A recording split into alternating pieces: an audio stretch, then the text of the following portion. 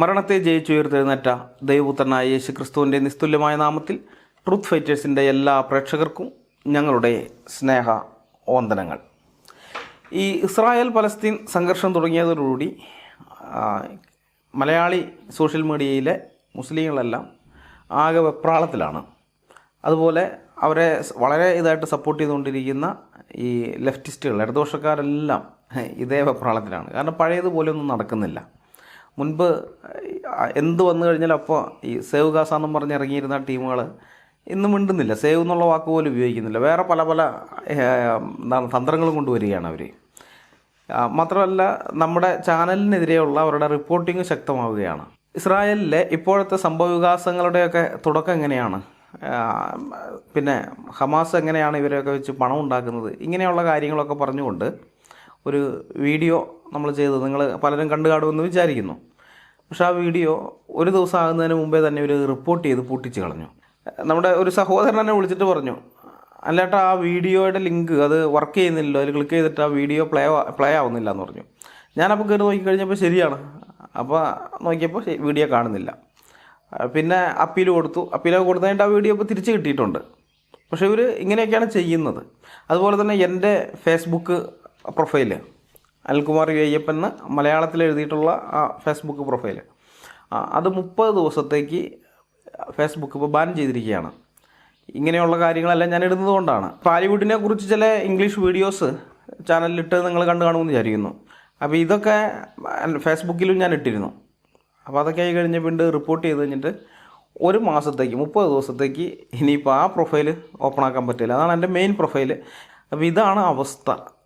ഇവർക്ക് എന്ത് ചെയ്യണമെന്ന് അറിഞ്ഞൂടാ. അന്തം വിട്ട പ്രതി എന്തും ചെയ്യുമെന്ന് പറഞ്ഞതുപോലെയാണ് ഇവരുടെയൊക്കെ അവസ്ഥ. നമുക്കൊരു പ്രശ്നവുമില്ല. നമ്മൾ അന്നും ഇന്നും എപ്പോഴും വസ്തുതകൾ നിരത്തിയാണ് സംസാരിക്കുന്നത്. ഹിസ്റ്റോറിക്കൽ എവിഡൻസ് നിങ്ങളുടെ മുമ്പാകെ കാണിച്ചിട്ടാണ് നമ്മൾ സംസാരിക്കുന്നത്. അതല്ലാതെ ഒരിക്കലും കഥ പറയുന്നില്ല. കുറേ പേര് കഥ പറയുന്നത് ഞാൻ കണ്ടു. പലസ്തീൻ വിഷയത്തിലൊക്കെ PhD എടുത്തെന്ന് പറയുന്ന ആളുകൾ, അല്ലെങ്കിൽ വർഷങ്ങളായി ഇതിനെക്കുറിച്ച് പഠിച്ചുകൊണ്ടിരിക്കുന്നു എന്ന് പറയുന്ന ആളുകൾ, ഇതിനെക്കുറിച്ച് പുസ്തകം എഴുതിയെന്ന് പറയുന്ന ആളുകളൊക്കെ കഥ പറയുന്നത് ഞാൻ കേൾക്കുകയുണ്ടായി. വെറുതെ ഇങ്ങനെ അങ്ങ് പറഞ്ഞു പോവുകയാണ്. ഒരു തെളിവ് പോലെ അവർ ഹാജരാക്കുന്നില്ല. ഇപ്പോൾ ഞങ്ങളൊക്കെ ചെയ്യുന്നത് പോലെ അവിടെ സ്ക്രീനിൽ ആ തെളിവ് ഹാജരാക്കണമെന്നല്ല ഞാൻ പറയുന്നത്. അത് കുറേയും കൂടി ബുദ്ധിമുട്ടേറിയ ഒരു പ്രവൃത്തിയാണ്. എഡിറ്റ് ചെയ്യുന്ന സമയത്ത് കുറേ ബുദ്ധിമുട്ടുണ്ട്. അതിനുവേണ്ടി കുറേ സമയം കളയണം. ആദ്യം ഈ സ്ലൈഡുകളെല്ലാം തയ്യാറാക്കണം, പിന്നെ കൃത്യമായിട്ട് അത് കാണിക്കാൻ ബുദ്ധിമുട്ടുള്ളതാണ്. ശരി, ഞാൻ സമ്മതിക്കുന്നു അത്. പക്ഷെ വായി കൊണ്ട് പറയുന്നതിന് പ്രശ്നമില്ലല്ലോ. ഇനി മൊത്തം പേജ് നമ്പർ സഹിതം പറഞ്ഞില്ലെങ്കിലും പ്രശ്നമില്ല. ഇന്ന പുസ്തകത്തിൽ അതുണ്ട്, ഇന്ന ആളത് എഴുതിയിട്ടുണ്ട് എന്നൊക്കെ പറഞ്ഞൂടെ. അവർ പറയുന്നത് കഥയല്ല, വസ്തുതയാണ്. ഇത് മുമ്പേ രേഖപ്പെടുത്തപ്പെട്ടിരിക്കുന്ന കാര്യങ്ങളാണ് ഇവർ പറയുന്നതെന്ന് നമുക്കറിയാൻ പറ്റണ്ടേ? അതറിയണമെങ്കിൽ നമ്മൾ പോയി പരിശോധിച്ച് നോക്കണ്ടേ, ഇവർ പറഞ്ഞത് ഉള്ളത് തന്നെയാണോ, ആ പുസ്തകത്തിനകത്ത് അതുണ്ടോ എന്ന് പരിശോധിച്ച് നോക്കണ്ടേ? പരിശോധിച്ച് നോക്കണമെങ്കിൽ ഏറ്റവും കുറഞ്ഞത് പുസ്തകം ഏതാണെങ്കിലും അറിയണ്ടേ. ഞങ്ങൾ വെറുതെ പുസ്തകമല്ല പറയുന്നത്, കൃത്യമായ പേജ് നമ്പർ സഹിതമാണ് പറയുന്നത്. നിങ്ങൾ ആ പുസ്തകം നോക്കിയിട്ട് ആ പേജ് എടുത്ത് നോക്കിയാൽ മതി, അതിനകത്ത് ഈ സാധനം കിടക്കും. ഇപ്പോൾ ഇവരത്രയും ചെയ്യണമെന്നില്ല, പേജൊന്നും പറയണമെന്നില്ല, ആ പുസ്തകം എന്ന് പറഞ്ഞാൽ മതി. അതിനുവേണ്ടി നമ്മൾ ആ പുസ്തകം നോക്കിക്കോളാം, മൊത്തം വായിക്കണമെങ്കിൽ വായിച്ചോളാം. പക്ഷേ ഈ സാധനം ഏത് പുസ്തകത്തിലാണെന്നും പറയണ്ട, അതുപോലെ ഇവർ പറയുന്നില്ല. എന്നിട്ട് കഥ പറയുകയാണ്, കഥ ഇങ്ങനെ അങ്ങ് അടിച്ചു വിടുകയാണ്. ഇതിന് മുമ്പ് ഇങ്ങനെയുള്ള കാര്യങ്ങൾ പലരും എന്നോട് പറഞ്ഞിട്ടുണ്ട്. ഇങ്ങനെയുള്ള ഈ കഥ പറയുന്ന ടീമുകൾക്ക് മറുപടി കൊടുക്കണം, അവരെ ഖണ്ഡിക്കണം എന്നൊക്കെ പലരും എന്നോട് പറഞ്ഞപ്പോൾ ഞാൻ ഒഴിവാക്കി വിടുകയാണ് ചെയ്തിട്ടുള്ളത്.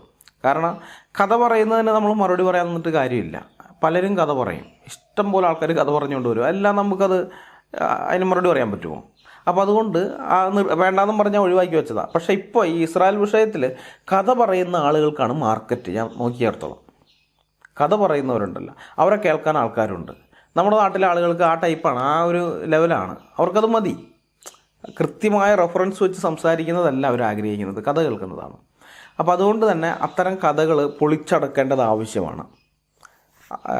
ഡോക്ടർ PJ വിൻസെൻറ്റിനും അതുപോലെ സജി മർക്കോസ്, ഈ 2 വ്യക്തികളും പറഞ്ഞിരിക്കുന്ന കഥകളെ പൊളിച്ചടക്കുന്ന ഒരു പരമ്പര, വീഡിയോ പരമ്പര, അത് സാക്ഷിയുടെ ചാനലിലായിരിക്കും മിക്കതും വരിക. സാക്ഷിയുടെ ചാനലിൽ വന്നതിന് ശേഷം ഇതിലൂടെ ഞങ്ങളത് ഫേസ്ബുക്കിൽ ചെയ്യാനാണ് ഉദ്ദേശിക്കുന്നത്. സാക്ഷിയുടെ ഫേസ്ബുക്ക് പേജുണ്ട്, ആ പേജിൽ ലൈവ് ചെയ്യാനായിട്ടാണ് ഉദ്ദേശിക്കുന്നത്. റെക്കോർഡഡ് ലൈവാണ്. എനിക്ക് ഇവിടെ നിന്ന് ലൈവ് ചെയ്യാൻ പറ്റുകയില്ല, ഇവിടെ എനിക്ക് ഇൻ്റർനെറ്റിൻ്റെ പ്രശ്നമുണ്ട്. അതുകൊണ്ടാണ് ഞാൻ സൂമിലോ അല്ലെങ്കിൽ മറ്റ് ലൈവ് ഒന്നും വരാത്തത്. ഇൻ്റർനെറ്റിൻ്റെ പ്രശ്നമുള്ളതുകൊണ്ടാണ്. അപ്പോൾ ആദ്യമേ അത് റെക്കോർഡ് ചെയ്തതിന് ശേഷം പിന്നെ ലൈവായിട്ട് സാക്ഷിയുടെ പേജിൽ, ഫേസ്ബുക്ക് പേജിൽ അപ്ലോഡ് ചെയ്യാനാണ് ഞങ്ങൾ ആഗ്രഹിക്കുന്നത്. നിങ്ങളത് കാണണമെന്ന് ആഗ്രഹിക്കുന്നവർ സാക്ഷിയുടെ പേജ് ലൈക്ക് ചെയ്ത് വയ്ക്കണം. അങ്ങനെയാണെങ്കിൽ നിങ്ങൾക്ക് നോട്ടിഫിക്കേഷനൊക്കെ വരും. അപ്പോൾ ഇത് അവർക്കൊരു മറുപടി, അതൊരു പരമ്പരയായിട്ട് തന്നെ ചെയ്യണമെന്ന് ഞാൻ ആഗ്രഹിക്കുന്നു. എന്നാൽ അതിനു മുമ്പ് ഈ ഒരു വീഡിയോ ചെയ്യാൻ ഞാൻ ഉദ്ദേശിക്കുന്നുണ്ട്. കാരണം ഈ ഒരു വീഡിയോ ഇത് പ്രധാനപ്പെട്ടതാണ്. ഇതിന് മുമ്പ് 2 വട്ടം ഞാൻ റെക്കോർഡ് ചെയ്തതാണ്. ഒരു പ്രാവശ്യം റെക്കോർഡ് ചെയ്ത് കഴിഞ്ഞപ്പോൾ ടെക്നിക്കൽ എററൊക്കെയാണ് അത് പോയത്. രണ്ടാമത് നോക്കിക്കഴിഞ്ഞപ്പോൾ ഇപ്പോഴും നിങ്ങൾക്ക് കേൾക്കാം, ഈ കിളികളൊക്കെ കരയുന്നുണ്ട്. ഇന്നലെ രാത്രി ഞാൻ റെക്കോർഡ് ചെയ്തപ്പോൾ നിറച്ച് ചിവീടിൻ്റെ ശബ്ദമായിരുന്നു. റെക്കോർഡ് ചെയ്ത് കഴിഞ്ഞ് എഡിറ്റിങ്ങിന് വന്നു കഴിഞ്ഞപ്പോഴാണ് എൻ്റെ ശബ്ദത്തിന് തുല്യമായിട്ട് തന്നെ ചിവീടുകളുടെ ശബ്ദം കേൾക്കുന്നുണ്ട്. അപ്പോൾ നിങ്ങൾക്കത് കേൾക്കുന്ന സമയത്ത് ഒരു അരോചകമായിരിക്കും എന്ന് തോന്നിയിട്ട് ഞാൻ പിന്നെ അതും ഡിലീറ്റ് ചെയ്ത് കളഞ്ഞു. ഇപ്പോൾ രാവിലെയാണ്, അത് രാവിലെ എഴുന്നേറ്റിട്ടാണ് ഇപ്പോഴത്തെ ഈ റെക്കോർഡിങ് 3ാമത്തെ പ്രാവശ്യം ഇത് നടത്തുന്നത്. അപ്പോൾ ഇതിൽ വലിയ ശബ്ദമില്ല, ഇപ്പോൾ കിളികളുടെ ശബ്ദം കേൾക്കുന്നില്ല. അപ്പോൾ ഇങ്ങനെ ഈ വീഡിയോ വളരെ പ്രധാനപ്പെട്ടതാണ്. ഈ വീഡിയോ വരാതിരിക്കാൻ വേണ്ടി ശത്രു അവനാൽ കഴിയുന്ന വിധത്തിലൊക്കെ പ്രവർത്തിക്കുന്നുണ്ട്. അപ്പോൾ നമുക്ക് ഈ വീഡിയോയുടെ വിഷയത്തിലേക്ക് വരാം. ഇസ്രായേൽ പലസ്തീൻ സംഘർഷത്തിൽ ഇന്ത്യൻ മുസ്ലിങ്ങളെല്ലാം ഏകപക്ഷീയമായി ഇസ്രായേലിനെതിരെയും പലസ്തീന് അനുകൂലമായും ആണല്ലോ ഇപ്പോൾ നിൽക്കുന്നത്. നമ്മളങ്ങനെയാണല്ലോ കാണുന്നത്. എല്ലാ മുസ്ലിങ്ങളും, അതായത് ഒരു 99% മുസ്ലിങ്ങളും ഇസ്രായേലിന് എതിരായിട്ടാണ്, പലസ്തീന് അനുകൂലമായിട്ടാണ് നിൽക്കുന്നത്. അവിടെ ഇവിടെയൊക്കെ കുറച്ച് മുസ്ലിങ്ങൾ ഇസ്രായേലിന് അനുകൂലമായിട്ട് സംസാരിക്കുന്നുണ്ട്. അപ്പോൾ ഈ ഇന്ത്യൻ മുസ്ലിങ്ങൾ ഇവർ എന്തുകൊണ്ടാണ് പലസ്തീനികളെ പിന്തുണയ്ക്കുന്നത് എന്ന് ഞാനൊന്ന് ചിന്തിച്ച് നോക്കി. കാരണം ഖുർആനും ഹദീസുകളും അനുസരിക്കുന്ന മുസ്ലിമിന് ഒരിക്കലും പലസ്തീനിനെ പിന്തുണയ്ക്കാൻ പറ്റുകയില്ല. അവർക്ക് ഇസ്രായേലിനെ പിന്തുണയ്ക്കാൻ പറ്റുകയുള്ളൂ. അപ്പോൾ ഇവരെന്തുകൊണ്ടായിരിക്കും അവരുടെ പ്രമാണങ്ങൾ പറഞ്ഞതിനെതിരായിട്ട് ഈ പലസ്തീനികളെ സപ്പോർട്ട് ചെയ്യുന്നതെന്ന് ഞാൻ ആലോചിച്ചു. അവർ മതേതരവാദികളായതുകൊണ്ടായിരിക്കും ഇങ്ങനെ പിന്തുണയ്ക്കുന്നതെന്നാണ് ഞാൻ ചിന്തിക്കുന്നത്. കാരണം യഥാർത്ഥ ഒരു മുസ്ലിമിന്, ഖുർആനും ഹദീസുകളും പഠിച്ച ഒരു മുസ്ലിമിന് ഒരു കാരണവശാലും ഈ പലസ്തീനികളെ പിന്തുണയ്ക്കാൻ സാധിക്കുകയില്ല. ഖുർആനെയും ഹദീസുകളെയും അള്ളാഹുവിനെയും ഒക്കെ നിഷേധിക്കുന്നവർക്ക് മാത്രമേ പലസ്തീനികളെ പിന്തുണയ്ക്കാൻ സാധിക്കുകയുള്ളൂ. അപ്പോൾ ഇവർ ശരിക്കും നാമധാരി മുസ്ലിങ്ങളാണ്. ഈ ഇന്ത്യയിൽ അല്ലെങ്കിൽ കേരളത്തിൽ നമ്മൾ കാണുന്ന, അല്ലെങ്കിൽ ലോകത്തിൻ്റെ പല ഭാഗങ്ങളിൽ പലസ്തീനെ സപ്പോർട്ട് ചെയ്യുന്നതായിട്ട് കാണുന്നവരൊക്കെ നാമധാരി മുസ്ലിങ്ങളാണ്, അല്ലാതെ യഥാർത്ഥ മുസ്ലിങ്ങളല്ല എന്നാണ് എനിക്കതിൽ നിന്ന് മനസ്സിലായത്. ഈ ഖുർആൻ്റെയും മുഹമ്മദിൻ്റെയും അള്ളാഹുവിൻ്റെയൊക്കെ കൽപ്പന തുടർച്ചയായി ലംഘിക്കുക മാത്രമല്ല, അള്ളാഹുവിൻ്റെ അധികാരത്തിൽ കയറി കൈവയ്ക്കുകയും ചെയ്യുന്ന ടീമുകളാണ് ഈ പലസ്തീനികൾ.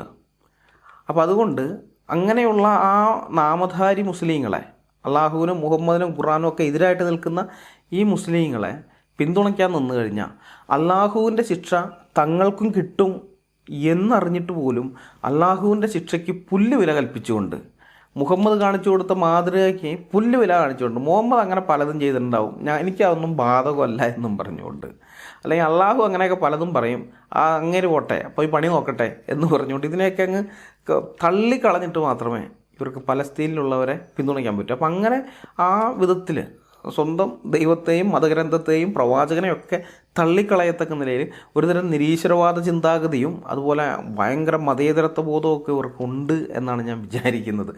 അതല്ലാതെ ഒരിക്കലും പലസ്തീനെ സപ്പോർട്ട് ചെയ്യാൻ പറ്റില്ല. പ്രത്യേകിച്ച് സ്വന്തം മതക്കാർ സിറിയയിലും ഈജിപ്തിലും ഇറാഖിലും നൈജീരിയയിലും അഫ്ഗാനിസ്ഥാനിലും ഒക്കെ കൊല്ലപ്പെടുമ്പോൾ അതിനെതിരെ യാതൊരു പ്രതിഷേധവുമില്ലാതെ മിണ്ടാതിരിക്കുകയും, എന്നാൽ വെറും മുസ്ലിം നാമധാരികൾ മാത്രമായ പലസ്തീൻ ജനതയ്ക്ക് വേണ്ടി മുറവിളി കൂട്ടുകയും ചെയ്യുന്നത് കാണുമ്പോൾ ഇന്ത്യൻ മുസ്ലിങ്ങളുടെ തീവ്ര മതേതര ബോധത്തെ അംഗീകരിക്കാതിരിക്കാൻ നിർവാഹമില്ല, അംഗീകരിച്ചേ പറ്റുകയുള്ളൂ. നാം ഇസ്ലാമിക പ്രമാണങ്ങൾ വെച്ചുകൊണ്ട് പരിശോധിച്ചാൽ മലക്കും മുഹമ്മദും അള്ളാഹുവും ഖുർആനും ഒക്കെ പലസ്തീനെതിരാണ് എന്ന് നമുക്ക് കാണാനായിട്ട് സാധിക്കും. ഈ പ്രമാണരേഖകൾ നമുക്കൊന്ന് പരിശോധിച്ച് നോക്കാം. ഖുർആൻ അനുസരിച്ച് ഇസ്രായേൽ എന്നത് അള്ളാഹു ജൂതന്മാർക്ക് നൽകിയിരിക്കുന്ന രാജ്യമാണ്. അതുകൊണ്ട് തന്നെ ഇതൊരു അമുസ്ലിം രാജ്യമാണ്. സൂറ 5:20-21 ഇങ്ങനെയാണ് രേഖപ്പെടുത്തിയിരിക്കുന്നത്. മൂസ തൻ്റെ ജനതയോട് പറഞ്ഞ സന്ദർഭം ഓർക്കുക. എൻ്റെ ജനങ്ങളെ, നിങ്ങളിൽ പ്രവാചകന്മാരെ നിയോഗിക്കുകയും നിങ്ങളെ രാജാക്കന്മാരാക്കുകയും മനുഷ്യരിൽ നിന്ന് മറ്റാർക്കും നൽകിയിട്ടില്ലാത്ത പലതും നിങ്ങൾക്ക് നൽകുകയും ചെയ്തുകൊണ്ട് അള്ളാഹു നിങ്ങളെ അനുഗ്രഹിച്ചത് നിങ്ങൾ ഓർക്കുക.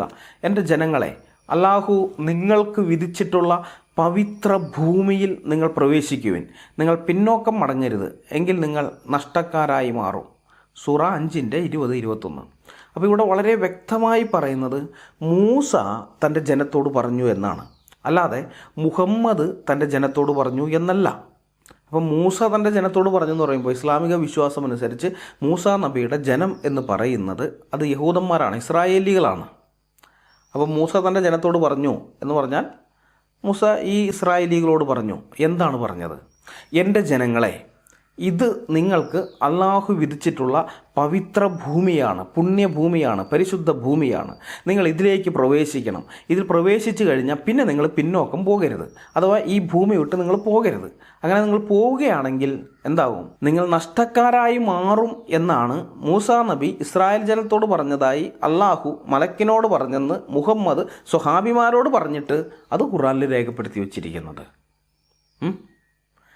ഇത് ഇസ്ലാമിക പ്രമാണങ്ങളിലുള്ളതാണ്. മൂസ നബി ഇങ്ങനെയാണ് പറഞ്ഞു, ഇത് നിങ്ങൾക്കുള്ള പവിത്ര ഭൂമിയാണ്, നിങ്ങൾ ഇതിലേക്ക് പ്രവേശിക്കണം, അത് കഴിഞ്ഞ് നിങ്ങളിവിടെ താമസിക്കണം, നിങ്ങൾ ഒരിക്കലും അത് വിട്ടുപോകരുത്, പുറകോട്ട് പോകരുത്. ഇത് വിട്ടുപോയി കഴിഞ്ഞാൽ നിങ്ങൾ നഷ്ടം പറ്റിയവരായി തീരും എന്നാണ് പറഞ്ഞത്. ഇനി നമുക്ക് സൂറ 26 57 മുതൽ 59 വരെയുള്ള വാക്യങ്ങൾ അതൊന്ന് പരിശോധിച്ച് നോക്കാം. അങ്ങനെ തോട്ടങ്ങളിൽ നിന്നും നീരുറവകളിൽ നിന്നും നാം അവരെ പുറത്തിറക്കി, ഭണ്ഡാരങ്ങളിൽ നിന്നും മാന്യമായ വാസസ്ഥലങ്ങളിൽ നിന്നും. അപ്രകാരമത്രേ നമ്മുടെ നടപടി. അതൊക്കെ ഇസ്രായേൽ സന്തതികൾക്ക് നാം അവകാശപ്പെടുത്തി കൊടുക്കുകയും ചെയ്തു. സൂറ 26 57 മുതൽ 59 വരെ. അപ്പോൾ ഇവിടെ വളരെ വ്യക്തമായിട്ടാണ് ഖുർആൻ പറയുന്നത്, ആ പവിത്ര ഭൂമി അത് ഇസ്രായേൽ സന്തതികൾക്ക് വിധിച്ചതാണ്. അവിടെ ഉണ്ടായിരുന്ന ജനങ്ങളെയൊക്കെ പുറത്തിറക്കിയിട്ട് അള്ളാഹു അത് ഇസ്രായേൽ സന്തതികൾക്ക് അവകാശപ്പെടുത്തി കൊടുത്തു എന്ന്. ഇസ്രായേലികൾ മുസ്ലിങ്ങളാണെന്ന് സക്കീർ നായിക്ക് പോലും പറയുകയില്ല എന്ന് നമുക്കറിയാം. ഇസ്രായേലികൾ മുസ്ലിങ്ങളല്ല, അത് വേറൊരു ജനതയാണ്. അതായത് ഒരു മുസ്ലിമിനെ സംബന്ധിച്ച് ഇസ്രായേലികൾ മുസ്ലിം അല്ലാത്തതുകൊണ്ട് അവൻ അമുസ്ലിമാണ്. അത് ക്രിസ്ത്യാനിയും അമുസ്ലിമാണ്, ഹിന്ദു ഒക്കെ അമുസ്ലിമാണ്. അപ്പോൾ ഇസ്രായേൽ എന്ന് പറയുന്നത് എന്താണ്? അതൊരു മുസ്ലിം രാജ്യമല്ല, മറിച്ച് ഒരു അമുസ്ലിം രാജ്യമാണ് എന്ന് നമുക്കിതിൽ നിന്ന് വ്യക്തമായിട്ട് മനസ്സിലാക്കാനായിട്ട് പറ്റും. എത്ര നാൾ വരെയാണ് ഈ ഇസ്രായേൽ സന്തതികൾക്ക് അള്ളാഹു ഈ ഇസ്രായേൽ എന്ന് പറയുന്ന ഈ ഭൂമി കൊടുത്തതെന്നറിയാമോ? അതും ഖുർആനിൽ പറയുന്നുണ്ട്. സൂറ 17 104. അവൻ്റെ നാശത്തിന് ശേഷം നാം ഇസ്രായേൽ സന്തതികളോട് ഇപ്രകാരം പറയുകയും ചെയ്തു, നിങ്ങൾ ഈ നാട്ടിൽ താമസിച്ചു കൊള്ളുക. അനന്തരം പരലോകത്തിൻ്റെ വാഗ്ദാനം വന്നെത്തിയാൽ നിങ്ങളെ എല്ലാവരെയും കൂട്ടത്തോടെ നാം കൊണ്ടുവരുന്നതാണ്. സൂറ 17 104. ഇവിടെ അവൻ്റെ എന്ന് പറഞ്ഞിരിക്കുന്നത്, അവൻ്റെ കാലശേഷം എന്ന് പറഞ്ഞല്ലോ, ഈ അവൻ്റെ എന്ന് പറഞ്ഞിരിക്കുന്നത് ഫിറൗനെ ഉദ്ദേശിച്ചിട്ടാണ്. ഫിറൗനെ നശിപ്പിച്ചതിന് ശേഷം അള്ളാഹു ഇസ്രായേൽ സന്തതികളോട് പറഞ്ഞത്രേ, വാഗ്ദത്ത ഭൂമിയിൽ നിങ്ങൾ താമസിച്ചോളാൻ. എത്ര നാൾ വരെ? പരലോകത്തിൻ്റെ വാഗ്ദാനം വന്നെത്തുന്നത് വരെ. അതായത് പരലോകത്തിലേക്ക് പ്രവേശിക്കുന്നതിനുള്ള സമയമുണ്ടല്ലോ, അതായത് അന്ത്യനാൾ. അപ്പോൾ ഈ അന്ത്യനാൾ വരെ ഇസ്രായേൽ സന്തതികളോട് താമസിക്കാൻ പറഞ്ഞ് അള്ളാഹു ഇസ്രായേൽ ജനത്തിന് കൊടുത്ത ഭൂമിയാണ് അത്. ലോകത്ത് മുസ്ലിങ്ങളടക്കം വേറെ ഒരു ജനതയ്ക്കും അള്ളാഹു ലോകാവസാനം വരേക്കും ഇങ്ങനെ ഒരു രാജ്യം കൊടുത്തിട്ടുള്ളതായി ഖുർആനിലില്ല, ഹദീസുകളിലുമില്ല. ഇസ്രായേൽ സന്തതികൾക്ക് മാത്രമേ അള്ളാഹു അങ്ങനെ ഒരു രാജ്യം കൊടുത്തിട്ടുള്ളത്. ഞാൻ പറയുന്നതല്ല, ഇസ്ലാമിക വിശ്വാസ പ്രമാണം അനുസരിച്ചുള്ളതാണ്, മുസ്ലിങ്ങളുടെ ഗ്രന്ഥങ്ങളിലുള്ളതാണ്. അതല്ലെങ്കിൽ മുസ്ലിങ്ങൾ കാണിച്ചു തരണം, വേറെ ഏതെങ്കിലും ഒരു ജനതയെ കാണിച്ചിട്ട് ഇവർക്ക് അള്ളാഹു ഈ ഭൂമി കൊടുത്തു, അവരോട് താമസിക്കാൻ പറഞ്ഞിട്ടുണ്ട്. അപ്പോൾ അത് ഇസ്രായേലികളോട് മാത്രമല്ല വേറെ ആളുകളോട് ഇത് പറഞ്ഞിട്ടുണ്ടെന്ന് പറഞ്ഞ് കാണിച്ചു തരട്ടെ. പക്ഷെ എൻ്റെ ഇത്രയും വർഷത്തെ പഠനത്തിൽ, ഇസ്ലാമിക പഠനത്തിൽ, ഈ ഇസ്രായേൽ രാജ്യം ഒഴികെ വേറെ ഒരു രാജ്യത്തിനും, അല്ലെങ്കിൽ ഇസ്രായേൽ സന്തതികൾ ഒഴികെ വേറെ ഒരു സന്തതിക്കും ഏതെങ്കിലും ഒരു ഭൂമി അവകാശമായി കൊടുത്ത് ഇതാ ലോകാവസാനത്തോളം വരെ നിങ്ങൾ അവിടെ താമസിച്ചോ എന്ന് പറഞ്ഞ് ഒരു കാര്യം, അങ്ങനെ ഒരു സംഭവം നമുക്ക് കാണാനായിട്ട് സാധിക്കുകയില്ല. അത് ഈ ഇവരുടെ കാര്യത്തിൽ മാത്രമേ ഉള്ളൂ. അപ്പോൾ അള്ളാഹു തന്നെ അങ്ങനെ ഇസ്രായേൽ സന്തതികൾക്ക് നേരിട്ട് കൊടുത്ത ആ ഭൂമിയുണ്ടല്ലോ, ആ ഭൂമിയിൽ ഇസ്രായേൽ സന്തതികൾ താമസിക്കുന്നതിനെതിരെയാണ് പലസ്തീനികൾ ആക്രമണം അഴിച്ചുവിടുന്നത്. ആ ആക്രമണകാരികളെയാണ് ലോകത്തുള്ള ബഹുഭൂരിപക്ഷം മുസ്ലിങ്ങളും സപ്പോർട്ട് ചെയ്യുന്നത്. അപ്പോൾ നിങ്ങളൊന്ന് ചിന്തിച്ച് നോക്കത്. പ്രമാണത്തിന് വിരുദ്ധമായൊരു കൂട്ടർ പ്രവർത്തിക്കുമ്പോൾ ബാക്കിയുള്ളവരൊക്കെ അതിനെ സപ്പോർട്ട് ചെയ്യുകയാണ്. അതെങ്ങനെയാണ് സാധിക്കുക? ഒരു യഥാർത്ഥ മുസ്ലിമിന് അത് പറ്റുമോ? ഇപ്പോൾ ഞങ്ങളെ സംബന്ധിച്ച് ക്രിസ്ത്യാനികളെന്ന് പറഞ്ഞ് നടക്കുന്ന ആളുകൾ ബൈബിളിന് വിരുദ്ധമായി പല കാര്യങ്ങളും ചെയ്യുന്നവരുണ്ട്. അങ്ങനെ ചെയ്യുന്ന ആളുകളെ ഞങ്ങൾ ഒരിക്കലും സപ്പോർട്ട് ചെയ്യില്ല. എന്നാൽ മുസ്ലിങ്ങൾ അങ്ങനെയല്ല അവിടെ വരുന്നത്. ഇസ്ലാമിനെ സംബന്ധിച്ച് ഇവിടെ അങ്ങനെയല്ല. പലസ്തീനികൾ പ്രമാണത്തിനെതിരാണ്, പൂർണ്ണമായിട്ട് എതിരാണ്. അവിടെ പലസ്തീനികളുടെ ഭാഗത്തുനിന്ന് പറയാൻ നീതി അല്പം പോലും ഇല്ല, പലസ്തീനികളുടെ ഭാഗത്തില്ല. ഈ വിഷയത്തിൽ പൂർണ്ണമായിട്ടുള്ള നീതി ഇസ്രായേലിൻ്റെ ഭാഗത്ത് മാത്രമാണ്. കണ്ണുമടച്ച് ഇസ്രായേലിനെ പിന്തുണയ്ക്കുന്നതൊന്നും അല്ല ഇത്. അങ്ങനെ തെറ്റിദ്ധരിക്കൊന്നും വേണ്ട. ഈ വിഷയം വ്യക്തമായി പഠിച്ചിട്ട് തന്നെയാണ്, വർഷങ്ങളോളം പഠിച്ചിട്ടാണ്. ചില ദിവസങ്ങളിലൊക്കെ രാത്രി ഉറക്കം ഒളിച്ചിട്ട് രാവിലെ 4 മണിയൊക്കെ ആകുമ്പോഴാണ് കിടന്നുറങ്ങിയത്. ഈ വിഷയം സംബന്ധിച്ച് ഞങ്ങൾ ഫേസ്ബുക്കിലൊക്കെ ചർച്ചയുണ്ടായിരുന്നു ഒരു കാലത്ത്, 2013, 14, 15, 16 ആ കാലഘട്ടത്തിൽ. അപ്പോൾ ഫേസ്ബുക്കിലൊക്കെ ഈ വിഷയം ആരെങ്കിലും പോസ്റ്റ് ചെയ്ത് അവിടെ ചർച്ചയ്ക്ക് ചെന്ന് കഴിഞ്ഞ് കഴിഞ്ഞാൽ അപ്പോൾ അവർ പറയുന്ന വാദങ്ങൾ കേൾക്കുമ്പോൾ ഈ വാദത്തിൻ്റെ മറുപടി എന്താണ്, ഇവർ പറയുന്നതാണോ ശരി എന്താണെന്ന് അറിയാൻ വേണ്ടി നെറ്റിൽ പരിശോധിക്കും. പുസ്തകങ്ങൾ വാങ്ങി അത് വായിച്ച് നോക്കും, പരിശോധിച്ചൊക്കെ നോക്കും, വേണ്ടി കിട്ടും നമുക്ക് അതിൻ്റെ മറുപടി. ഇവർ പറയുന്നത് കഥയാണ്, നുണയാണ്, ഫാബ്രിക്കേറ്റഡ് സ്റ്റോറിയാണ് എന്ന് മനസ്സിലാകും. അപ്പോൾ ഇത് അന്വേഷിക്കുകയും പഠിക്കുകയൊക്കെ ചെയ്തിട്ട് രാത്രി ഉറക്കം കളഞ്ഞിട്ട് എത്രയോ രാത്രികളിൽ രാവിലെ 4 മണിയൊക്കെ ആകുമ്പോഴാണ് കിടന്നുറങ്ങിയിട്ടുള്ളത്. അതുപോലെ പരിശോധിക്കുക. എന്നിട്ട് ഇതെല്ലാം കുത്തിയിരുന്ന് ടൈപ്പ് ചെയ്തിട്ട് പിന്നെ അവിടെ പോസ്റ്റ് ചെയ്യുകയും ചെയ്യും. ചിലതൊക്കെ 150, 200 കമൻറ്റുകളൊക്കെ വന്നിട്ടുണ്ട്. അത്രയും 2-3 ആഴ്ചയൊക്കെ പരിശോധിച്ച് നോക്കിയിട്ട് ആ സമയത്ത് പിന്നെ ഫേസ്ബുക്കിലൊന്നും ഇടപെടലേ ഇല്ല. ഇതിൻ്റെ പുറകെ മാത്രമാണ്. അത് ഞാൻ ഒറ്റയ്ക്കല്ല, ഞങ്ങളുടെ ടീമാണ്, ടീം വർക്കാണത്. അവരും ഇത് കാണുന്നുണ്ടല്ലോ, ചർച്ച കാണുന്നുണ്ട്. അപ്പോൾ അവരും പോയി പരിശോധിച്ച് നോക്കുക, അവരുടെ മെയിൻ പോയിന്റുകൾ ഇത് ശരി തന്നെയാണോ എന്ന് അവർ പരിശോധിച്ചിട്ട് അവർക്ക് കിട്ടുന്ന സാധനം അവരെനിക്ക് തരും. ബ്രദറെ, അതെ അവൻ പറഞ്ഞിരിക്കുന്നതിന് നുണയാണ്, ഇവിടെ ഇങ്ങനെയാണ്, ചരിത്രത്തിൽ ഇതാണുള്ളത് എന്നൊക്കെ പറഞ്ഞുകൊണ്ട്. അങ്ങനെ ഒരു ടീം വർക്കായിട്ട് ഞങ്ങളത് ചെയ്തതാണ്. അങ്ങനെയാണ് ഞങ്ങൾക്കിത് കൃത്യമായിട്ട് മനസ്സിലാകുന്നത്. ഈ വിഷയത്തിൽ ഇസ്രായേൽ 100% അവരുടെ ഭാഗത്ത് നീതിയുണ്ട്. 100% തന്നെ പറയാം അവരുടെ ഭാഗത്ത് നീതിയുണ്ട്. കാരണം ഇന്ന് ഈ പലസ്തീനികളെന്ന് പറഞ്ഞ് നടക്കുന്ന ആൾക്കാരൊന്നും ആ നാട്ടുകാരല്ല, അവർ പലസ്തീനികളല്ല, നൂറ്റാണ്ടുകളായിട്ട് അവിടെ താമസിച്ച് വന്നിരുന്നവരുമല്ല. അവർ 1890-കൾക്ക് ശേഷം അങ്ങോട്ട് കുടിയേറിയവരാണ്. അവരാണ് യഥാർത്ഥ അധിനിവേശകർ. ഈ യഹൂദന്മാരെ ഓടിപ്പിച്ച് കളഞ്ഞ് യഹൂദന്മാരുടെ അധ്വാന ഫലമായി ഉണ്ടാക്കിയ ആ സമൃദ്ധിയും അതിൻ്റെ ഫലം ഇതുണ്ടല്ലോ. കാരണം ഇവർക്ക് മുഹമ്മദ് മാതൃകയാണ്. മുഹമ്മദ് മദീനയിലുണ്ടായിരുന്ന യഹൂദന്മാരൊക്കെ ഓടിപ്പിച്ച് കളഞ്ഞിട്ടുള്ളവനാണ്. അവിടെ ഉണ്ടായിരുന്നവരൊക്കെ ഓടിപ്പിച്ച് കളഞ്ഞ് അവരുടെ ആ വസ്തുവകകളും സ്വത്തും ഒക്കെ കൈക്കലാക്കിയവനാണ്. അതേ മാതൃക കാണിച്ചിട്ട് തന്നെ ഇവരെ ഓടിപ്പിച്ച് കളയാൻ വന്നവരാണ് ചുറ്റുപാടുമുള്ള അറബ് രാജ്യങ്ങളിൽ നിന്ന്, ഈജിപ്തിൽ നിന്നും, സിറിയയിൽ നിന്നും, ഇറാഖിൽ നിന്നും, സൗദി അറേബ്യയിൽ നിന്നും, യമനിൽ നിന്നും ഒക്കെ ആയിട്ട് ഇങ്ങോട്ടേക്ക് അനധികൃതമായി കുടിയേറിയ ആളുകളാണ്. അധിനിവേശക്കാരെന്ന് പറയുന്നത് യഥാർത്ഥത്തിൽ അവരാണ്. ആ പ്രദേശത്തുള്ള തദ്ദേശവാസികളെന്ന് പറയുന്നത് അവർ കുറച്ച് ആളുകളെ ഉള്ളൂ. അത് ദ്രൂസ് എന്ന് പറയുന്ന വിഭാഗമുണ്ട്, പിന്നെ ബെദൂവിയൻ അറബികളുണ്ട്, നാടോടി ഗോത്രമാണ്. ഈ 2 കൂട്ടരാണ് അവിടുത്തെ തദ്ദേശവാസികളെന്ന് പറയുന്നത്. പിന്നെ ഓരോ സിറ്റികൾ അല്ലെങ്കിൽ ഗ്രാമങ്ങൾ കേന്ദ്രീകരിച്ച്, ഗ്രാമം എന്ന് പറയുമ്പോൾ നമ്മൾ ഇന്ന് വിചാരിക്കുന്ന പോലെ നമ്മുടെ നാട്ടിലത്തെ ഗ്രാമം പോലെയൊന്നും അല്ലാട്ടാ. ഇത് ഒരു ഗ്രാമം കഴിഞ്ഞ് കഴിഞ്ഞാൽ പിന്നെ 50-60 കിലോമീറ്റർ കഴിഞ്ഞിട്ടായിരിക്കും വേറൊരു ഗ്രാമം ഉണ്ടാകുന്നത്. അതുപോലെയാണ് അവിടെ ഇവിടെയൊക്കെ ആയിട്ട് ചില പോക്കറ്റുകളിൽ കുറച്ച് ആളുകൾ താമസിച്ചിരുന്നു, അത്രയേ ഉള്ളൂ. ബാക്കി തദ്ദേശവാസികൾ എന്ന് പറയുന്നത് ഈ അലഞ്ഞു നടക്കുന്ന ഈ ടീമുകളാണ്. അവർ പൂർണ്ണമായിട്ട് ഇസ്രായേലിനെയാണ് സപ്പോർട്ട് ചെയ്യുന്നത്. ദ്രൂസുകളായാലും അല്ലെങ്കിൽ ബദൂവിയൻ അറബികളായാലും. ബദൂവിയൻ അറബികൾ പിന്നെ അവരുടെ വിശ്വാസത്തിൻ്റെ പുറത്ത് അവർ സുന്നി മുസ്ലിങ്ങളാണ്. അതുകൊണ്ട് അവരിൽ ഒരു ചെറിയ കൂട്ടർ മറുവശം ഇത് ചെയ്യുന്നുണ്ട്, മതഭ്രാന്ത് മൂത്ത ടീമുകൾ ഇത് ചെയ്യുന്നുണ്ട്. എന്നാൽ ഭൂരിപക്ഷം പേരും, ബഹുഭൂരിപക്ഷം ബദൂവിയൻസും ഇസ്രായേലിൻ്റെ ഒപ്പമാണ്. അവർ ഇസ്രായേലിൻ്റെ ഒപ്പം നിന്ന് അറബികൾക്കെതിരെ യുദ്ധം ചെയ്തിട്ടുള്ളവരാണ്. അത് ഇസ്രായേൽ ഉണ്ടാകുന്നതിന് മുമ്പേ ഉണ്ടത്. ഈ യഹൂദന്മാരെ ആക്രമിക്കാൻ ഇവർ വന്നു കഴിഞ്ഞപ്പോൾ ബദൂവിയൻ അറബികളാണ് അവരെ സംരക്ഷകരായിട്ടുണ്ടായിരുന്നത്. അത് കഴിഞ്ഞ് 1948 ഈ രാജ്യം ഇവർക്ക് കിട്ടിയത് കണ്ടു കഴിഞ്ഞപ്പോൾ ചുറ്റുമുള്ള അറബി രാജ്യങ്ങൾ യുദ്ധത്തിന് വന്നപ്പോൾ ഇസ്രായേൽ സൈന്യത്തിനോടൊപ്പം നിന്ന് അവർക്കെതിരെ പോരാടിയവരാണ് ബദൂവിയൻ അറബികൾ. അപ്പോൾ തദ്ദേശവാസികളുടെ സപ്പോർട്ട് ഇസ്രായേലിനാണ്. ദ്രൂസ് വിഭാഗത്തിൽപ്പെട്ടവരായാലും അത് തന്നെയാണ്. അത് എന്തുകൊണ്ടാണ് അവർ സപ്പോർട്ട് ചെയ്യാനിടയായതെന്ന് വെച്ച് കഴിഞ്ഞാൽ അത് വേറൊരു ചരിത്രമാണ്, ദൈവം അനുവദിച്ച് ഞാൻ പിന്നെ പറയാം. ഇങ്ങനെ ഇസ്രായേലിൻ്റെ ഭാഗത്ത് ഇത് നീതിയുണ്ട്, അവരുടെ ഭാഗത്താണ് ന്യായം എന്ന് ബോധ്യം വന്നതിൻ്റെ അടിസ്ഥാനത്തിലാണ് അവരുടെ ഭാഗത്ത് നീതിയുണ്ട് എന്ന് പറഞ്ഞുകൊണ്ട് ഞങ്ങൾ സംസാരിക്കുന്നത്. അത് ഒറ്റ ദിവസം കൊണ്ട് ഞങ്ങൾക്ക് വന്നൊരു ഇതൊന്നുമല്ല, ബോധ്യമൊന്നുമല്ല. അതിനുവേണ്ടി ശരിക്കും മാസങ്ങൾ ഞങ്ങൾ കഷ്ടപ്പെട്ടിട്ടുണ്ട്. രാത്രിയും പകലൊന്നുമില്ലാതെ ഞങ്ങൾ പുസ്തകങ്ങൾ പരിശോധിച്ച് നോക്കുകയും വെബ്സൈറ്റ് പരിശോധിച്ച് നോക്കുകയും പഴയ രേഖകൾ പരിശോധിച്ച് നോക്കുകയൊക്കെ ചെയ്തിട്ടുണ്ട്. അതിൻ്റെ അടിസ്ഥാനത്തിലാണിത് പറയുന്നത്. ഞങ്ങൾക്ക് ഈ കമ്മികളുടെ കയ്യടി കിട്ടാനോ അല്ലെങ്കിൽ മുസ്ലിങ്ങളുടെ കയ്യടി കിട്ടാനോ ഒന്നും ഞങ്ങൾ ആഗ്രഹിക്കുന്നില്ല. ആ ഒരു ചിന്ത ഞങ്ങൾക്കില്ല. വേറെ എന്തെങ്കിലും ഭൗതികമായിട്ടുള്ളൊരു നേട്ടത്തെക്കുറിച്ച് ഞങ്ങൾ ചിന്തിക്കുന്നില്ല. ഇസ്രായേൽ സത്യം പറഞ്ഞു കഴിഞ്ഞാൽ ഈ ലോകത്തിൻ്റെ പല ഭാഗങ്ങളിലുള്ള ബുദ്ധിജീവികളെ, പത്രക്കാരെ, രാഷ്ട്രീയക്കാരെയൊക്കെ വിലക്കെടുക്കാൻ വേണ്ടി, അവർ ഇസ്രായേലിനെതിരെ സംസാരിക്കാൻ വേണ്ടി അവർക്ക് കൊടുക്കുന്ന ഫണ്ട് ഉണ്ടല്ലോ, ഈ പലസ്തീനികൾ കൊടുക്കുന്ന ഫണ്ട്, ആ ഫണ്ട് മാത്രം മതിയായിരുന്നു അവിടെയുള്ള പലസ്തീനികൾക്ക് സ്വസ്ഥമായി സമാധാനമായി ജീവിക്കാൻ, ഏറ്റവും സമൃദ്ധിയിൽ തന്നെ ജീവിക്കാൻ. അത്രയധികം കോടിക്കണക്കിന് ഡോളർ ഇവർ ചെലവഴിക്കുന്നുണ്ട്. അപ്പോൾ അങ്ങനെയൊക്കെയുള്ള ഇതിൽ ഞങ്ങളെ സംബന്ധിച്ച് ഇത് സത്യം ജനങ്ങൾ അറിയണം. വർഷങ്ങളോളമായിട്ട് ഒരു സൈഡ് മാത്രമേ നമ്മൾ കേൾക്കുന്നുള്ളൂ ഈ വിഷയത്തിൽ. OV വിജയൻ ഒരിക്കൽ ശ്രമിച്ചതാണ്. OV വിജയൻ ഇസ്രായേലിനെ സപ്പോർട്ട് ചെയ്തിരുന്ന ആളാണ്. അതുകൊണ്ട് അദ്ദേഹം ഒരിക്കൽ ഒന്ന് ശ്രമിച്ചു നോക്കി, പ്രയോജനം ഉണ്ടായില്ല. അദ്ദേഹം ഈ വിഷയം കേരളത്തിലൊരു ചർച്ചയാകണം എന്ന് കരുതി ഇസ്രായേലിൻ്റെ ഭാഗത്തുള്ള ന്യായങ്ങളെല്ലാം വിവരിച്ചുകൊണ്ട് ഒരു ലേഖനം എഴുതി ഇദ്ദേഹം അയച്ചു കൊടുത്തിരുന്നു. അദ്ദേഹത്തിൻ്റെ ലേഖനങ്ങൾ പതിവായി വന്നുകൊണ്ടിരുന്ന ആഴ്ചപ്പതിപ്പുകളിൽ ആദ്യ ഒരെണ്ണത്തിന് അയച്ചു, അവർ തിരിച്ചയച്ചു, രണ്ടാമത്തേന് അയച്ചു, ഇതാക്കി. ഇങ്ങനെ കലാകൗമുദി ഒഴികെ ബാക്കിയുള്ള എല്ലാത്തിനും അദ്ദേഹം അയച്ചു കൊടുത്തിരുന്നു. ഒന്നും പ്രസിദ്ധീകരിച്ചില്ല. അതിൽ മാതൃഭൂമി ആഴ്ചപ്പതിപ്പ് മാത്രമാണ് സത്യസന്ധമായിട്ട് കാര്യം പറഞ്ഞത്. എന്തുകൊണ്ട് ഇത് പ്രസിദ്ധീകരിക്കില്ല എന്ന് അവർ പറഞ്ഞു.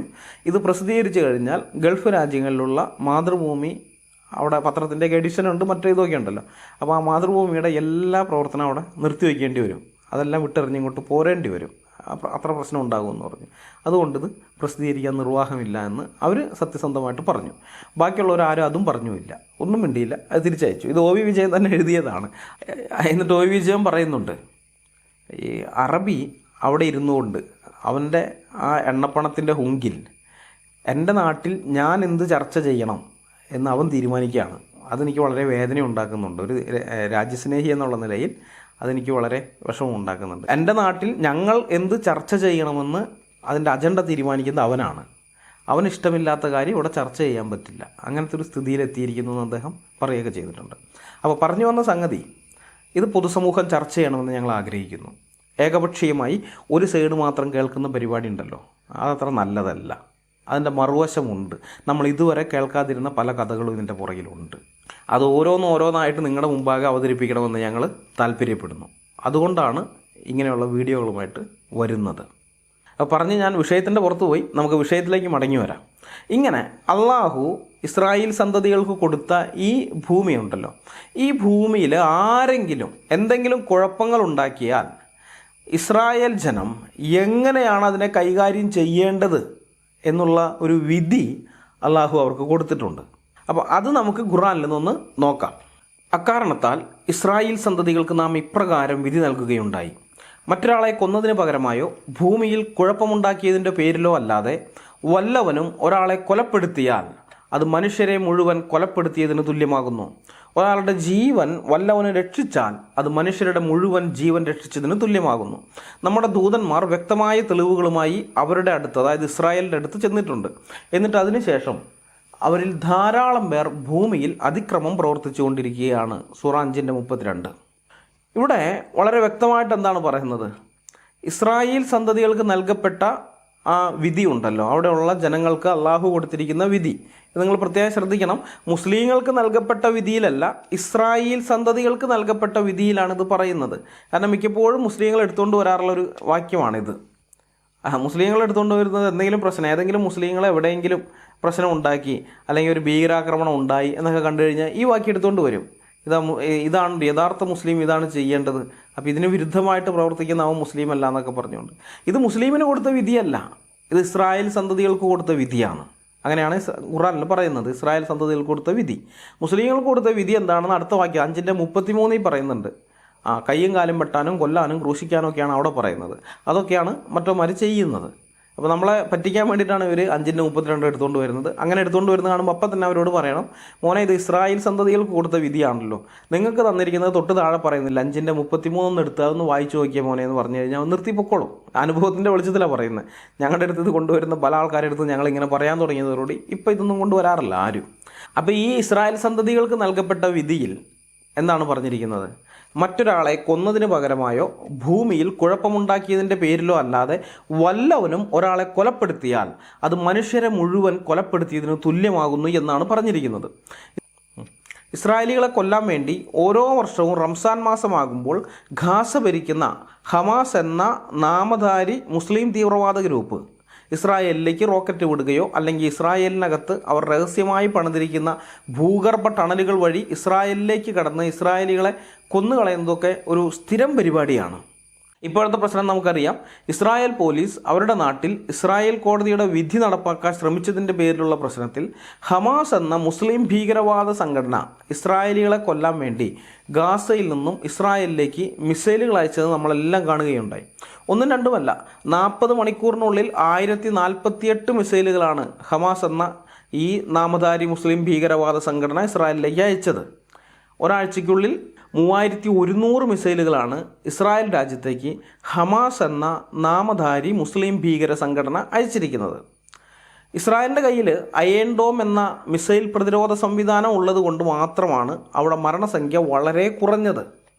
അല്ലാന്നുണ്ടെങ്കിൽ ധാരാളം പേര് കൊല്ലപ്പെടും. നിങ്ങളൊന്ന് ചിന്തിച്ച് നോക്കുക, ഒരു രാജ്യത്തേക്ക് ഒരാഴ്ച കൊണ്ട് 3100-ലധികം മിസൈലുകൾ വിട്ടുകൊണ്ടേയിരിക്കുക മറ്റൊരു രാജ്യം അല്ലെങ്കിൽ മറ്റൊരു ഭാഗത്തുനിന്ന്. ഇപ്പോൾ നമ്മുടെ ഇന്ത്യക്ക് നേരെയാണ് ഇങ്ങനെ വന്നതെന്ന് വെച്ചോ, പാകിസ്ഥാനിൽ നിന്ന് ഒരാഴ്ചയ്ക്കുള്ളിൽ ഇത്രയും മിസൈലുകൾ ഇങ്ങനെ വന്നുകൊണ്ടിരുന്നാൽ ഇന്ത്യ എങ്ങനെ പ്രതികരിക്കും? സ്വന്തം പൗരൻ്റെ ജീവനിൽ താല്പര്യമുള്ള, അവരുടെ ജീവൻ സംരക്ഷിക്കേണ്ടത് രാഷ്ട്രത്തിൻ്റെ ഉത്തരവാദിത്തമാണ് എന്ന് ഉത്തമ ബോധ്യമുള്ള ഏതൊരു ഭരണാധികാരിയും ഉറപ്പായിട്ടും യുദ്ധം പ്രഖ്യാപിച്ചിരിക്കും. അത് ഇന്ത്യ എന്നല്ല, ലോകത്ത് എവിടെയുള്ള ഏത് രാജ്യമായാലും. 3000 ജില്ലാ മിസൈലുകൾ ഒരാഴ്ചയ്ക്കുള്ളിൽ ഇങ്ങനെ വന്നുകൊണ്ടിരിക്കുക. എന്നിട്ട് ഇസ്രായേൽ ഇതൊക്കെ സഹിച്ച് മിണ്ടാതിരിക്കണം, തിരിച്ചൊന്നും ചെയ്യാൻ പാടില്ല എന്ന് പറയുക. ഇത് അള്ളാഹുവിൻ്റെ വിധി വിട്. അള്ളാഹു കൊടുത്തത് അതൊക്കെ പോട്ടെ. മുസ്ലിങ്ങളോടാണ് ഞാൻ പറയുന്നത്, അള്ളാഹു കൊടുത്തെന്നുള്ള നിങ്ങളുടെ വിശ്വാസമൊക്കെ വിട്. നിങ്ങൾ സാധാരണഗതിയിൽ മനുഷ്യനായിട്ട് നിന്നൊന്ന് ചിന്തിച്ച് നോക്ക്. ഒരു രാജ്യത്തേക്ക് ഇത്ര അധികം മിസൈലുകൾ വന്നാൽ തിരിച്ചൊന്നും ചെയ്യാൻ പാടില്ല എന്ന് നിങ്ങൾ പറയുന്നതിൽ എന്ത് നീതിയാണുള്ളത്? എന്ത് ന്യായമാണുള്ളത്? ഒരു ന്യായവും ഇല്ല. ഇത് സാധാരണഗതിയിൽ ചിന്തിച്ചാൽ. എന്നാൽ ഒരു മുസ്ലിം എന്നുള്ള നിലയിൽ ഇസ്ലാമിക വിശ്വാസമനുസരിച്ച് അവൻ ചിന്തിക്കുകയാണെന്നുണ്ടെങ്കിൽ അള്ളാഹു ഇസ്രായേൽ സന്തതികൾ കൊടുത്ത രാജ്യത്തിലെ ഉദ്യോഗസ്ഥന്മാർ ആ രാജ്യത്തിലെ കോടതി വിധി നടപ്പാക്കാൻ ശ്രമിച്ചതിന് ഇസ്രായേൽ സന്തതികളെ കൊല്ലാൻ നോക്കുന്നവരാണ് ഈ ഹമാസ് എന്ന് പറയുന്നത്. അത് വെറുതെ കൊല്ലാൻ നോക്കുകയല്ല, ഇവരുടെ വിശ്വാസം അനുസരിച്ച് നിരപരാധിയായ ഒരാളെ കൊന്നാൽ ലോകത്തിലുള്ള മുഴുവൻ മനുഷ്യരെ കൊന്നതിന് തുല്യമാണ്. അങ്ങനെയാണെങ്കിൽ ഇവർ ഈ 3000 ജില്ലാ മിസൈൽ അയച്ചല്ലോ, ഇതെല്ലാം ആകാശത്ത് വെച്ച് അവർ പൊട്ടിച്ച് കളഞ്ഞു. അയൺ ഡോം കൊണ്ട് അത് പൊട്ടിച്ച് കളഞ്ഞു, അത് തകർത്ത് കളഞ്ഞു. അതുകൊണ്ട് ഇവിടേക്ക് വലിയ ഇതൊന്നും ഉണ്ടായില്ല. എന്നാലും കുറേ പേര് കൊല്ലപ്പെട്ടിട്ടുണ്ട്, പക്ഷേ വളരെ കുറവാണെന്ന് മാത്രം. അയൺ ഡോം ഇല്ലായിരുന്നെന്ന് വെച്ചോ, ഇസ്രായേലിൻ്റെ കയ്യിൽ അയൺ ഡോം ഇല്ല, ഇവരുടെ കയ്യിൽ ഇത്ര അധികം മിസൈലുകളും കിട്ടി. എന്തായിരിക്കും അതിൻ്റെ ഫലം എന്ന് പറയുന്നത്? എന്തായിരിക്കും? കൊല്ലപ്പെട്ടുകൊണ്ടേയിരിക്കും. ഇസ്രായേലികൾ കൊല്ലപ്പെട്ടുകൊണ്ടേയിരിക്കും, യഹൂദന്മാർ കൊല്ലപ്പെട്ടുകൊണ്ടിരിക്കും. ഇപ്പം തന്നെ നോക്ക്, ഈ മിസൈൽ ഇത് ഒരെണ്ണത്തിന് ശരാശരി ചിലപ്പോൾ ഒരു മിസൈൽ വീണ് കഴിഞ്ഞാൽ 50 പേരോ 100 പേരോ ഒക്കെ മരിക്കും. പക്ഷെ അങ്ങനെയൊന്നും അല്ലാണ്ട് ഞാൻ പറഞ്ഞത് 5 പേരെ വെച്ച് കണക്ക് കൂട്ടിയാൽ മതി. 5 പേരെ ഒരു മിസൈൽ വീണ് കഴിഞ്ഞാൽ അതിൽ 5 പേര് മരിച്ചെന്ന്, അങ്ങനെ ഒരു കണക്കിൽ നമ്മളെടുത്താൽ തന്നെ ഈ 3000 മിസൈൽ 3100-ലധികമുള്ള മിസൈലുകൾ എത്രയുണ്ടാവും? 15000-ലധികം മനുഷ്യർ കൊല്ലപ്പെട്ടന്നെ. 15000-ലധികം മനുഷ്യർ. അയൺ ഡോം ഇല്ലായിരുന്നെങ്കിൽ ഏറ്റവും കുറഞ്ഞ കണക്കാണ് ഞാൻ ഈ പറയുന്നത്, ഏറ്റവും കുറഞ്ഞ കണക്ക് അത്രയധികം പേര്. അപ്പോൾ അങ്ങനെ നോക്കിക്കഴിഞ്ഞാൽ ഇത്രയും പേരെ കൊല്ലണമെന്നുള്ള ഉദ്ദേശത്തിൽ തന്നെയാണ് അയച്ചിരിക്കുന്നത്. അത് സിവിലിയൻസിൻ്റെ നേരെ, പട്ടാളക്കാരുടെ നേരെയല്ല, സിവിലിയൻസിൻ്റെ നേരെ, സാധാരണക്കാരായ ആൾക്കാരുടെ നേരെ, ജനവാസ മേഖലകളിലേക്കാണ് അവർ അയച്ചിരിക്കുന്നത്. നിരപരാധിയായൊരു മനുഷ്യനെ കൊല്ലുന്നവൻ ലോകത്തിലെ മുഴുവൻ മനുഷ്യരെയും കൊന്ന കൊലപാതകിയാണ് എന്നുള്ള ഈ ഇസ്രായേൽ സന്തതികൾക്ക് നൽകിയ വിധി അനുസരിച്ച് ഹമാസ് ഭൂമിയിലെ മനുഷ്യരെ 10,000-15,000 വട്ടം കൊന്ന കൊലയാളികൾക്ക് തുല്യരാണ്. അങ്ങനെയുള്ള ഒരു ഭീകര സംഘടനയാണ് ഹമാസ്. അപ്പോൾ ഇപ്രകാരമുള്ളൊരു ക്രൂരത, മഹാക്രൂരത കാണിച്ച ആളുകളെ ഇസ്രായേൽ ശിക്ഷിക്കാൻ പാടില്ല. ശിക്ഷിക്കുന്നത് തെറ്റാണെന്നാണ് മുസ്ലിങ്ങൾ പറയുന്നത്. ഖുർആൻ അനുസരിക്കുന്ന ഒരു മുസ്ലിമിനെ സംബന്ധിച്ച് ഹമാസിനെതിരെയുള്ള ഇസ്രായേൽ സൈനിക നീക്കത്തിനെ അവന് എങ്ങനെ എതിർക്കാൻ കഴിയും? അവൻ്റെ പ്രമാണം അനുസരിച്ച് അത് കഴിയുകയില്ല. ഖുർആൻ പറയുന്നതനുസരിച്ച് അള്ളാഹു ഇസ്രായേൽ സന്തതികൾക്ക് നൽകിയ ഭൂമിയിൽ, അള്ളാഹു ഇസ്രായേൽ സന്തതികൾക്ക് നൽകിയ നിയമത്തിൻ്റെ അടിസ്ഥാനത്തിൽ അവർ പ്രവർത്തിക്കുമ്പോൾ അതിനെ എങ്ങനെയാണ് ഇവർക്ക് എതിർക്കാൻ പറ്റുന്നത്? ഏതൊരു മുസ്ലിമിനെ എങ്ങനെ എതിർക്കാൻ പറ്റും? അവനത് എതിർക്കണമെങ്കിൽ ആദ്യം അവൻ എന്ത് ചെയ്യണം? ഖുർആൻ തള്ളിക്കളയണം. അള്ളാഹു അങ്ങനെ പലതും പറഞ്ഞിട്ടുണ്ടാവും, പോട്ട് പുല്ല് എന്നും പറഞ്ഞാൽ അത് തള്ളിക്കളയണം. പിന്നെ മുഹമ്മദിൻ്റെ അത് തള്ളിക്കളയണം. നബിചര്യയുണ്ട്, ഹദീസ്, അത് തള്ളിക്കളയണം. നബി അങ്ങനെ പലതും കാണിച്ചിട്ടൊക്കെ ഉണ്ടാവും, പലതും ചെയ്തിട്ടുണ്ടാവും, പലതും പറഞ്ഞിട്ടുണ്ടാവും.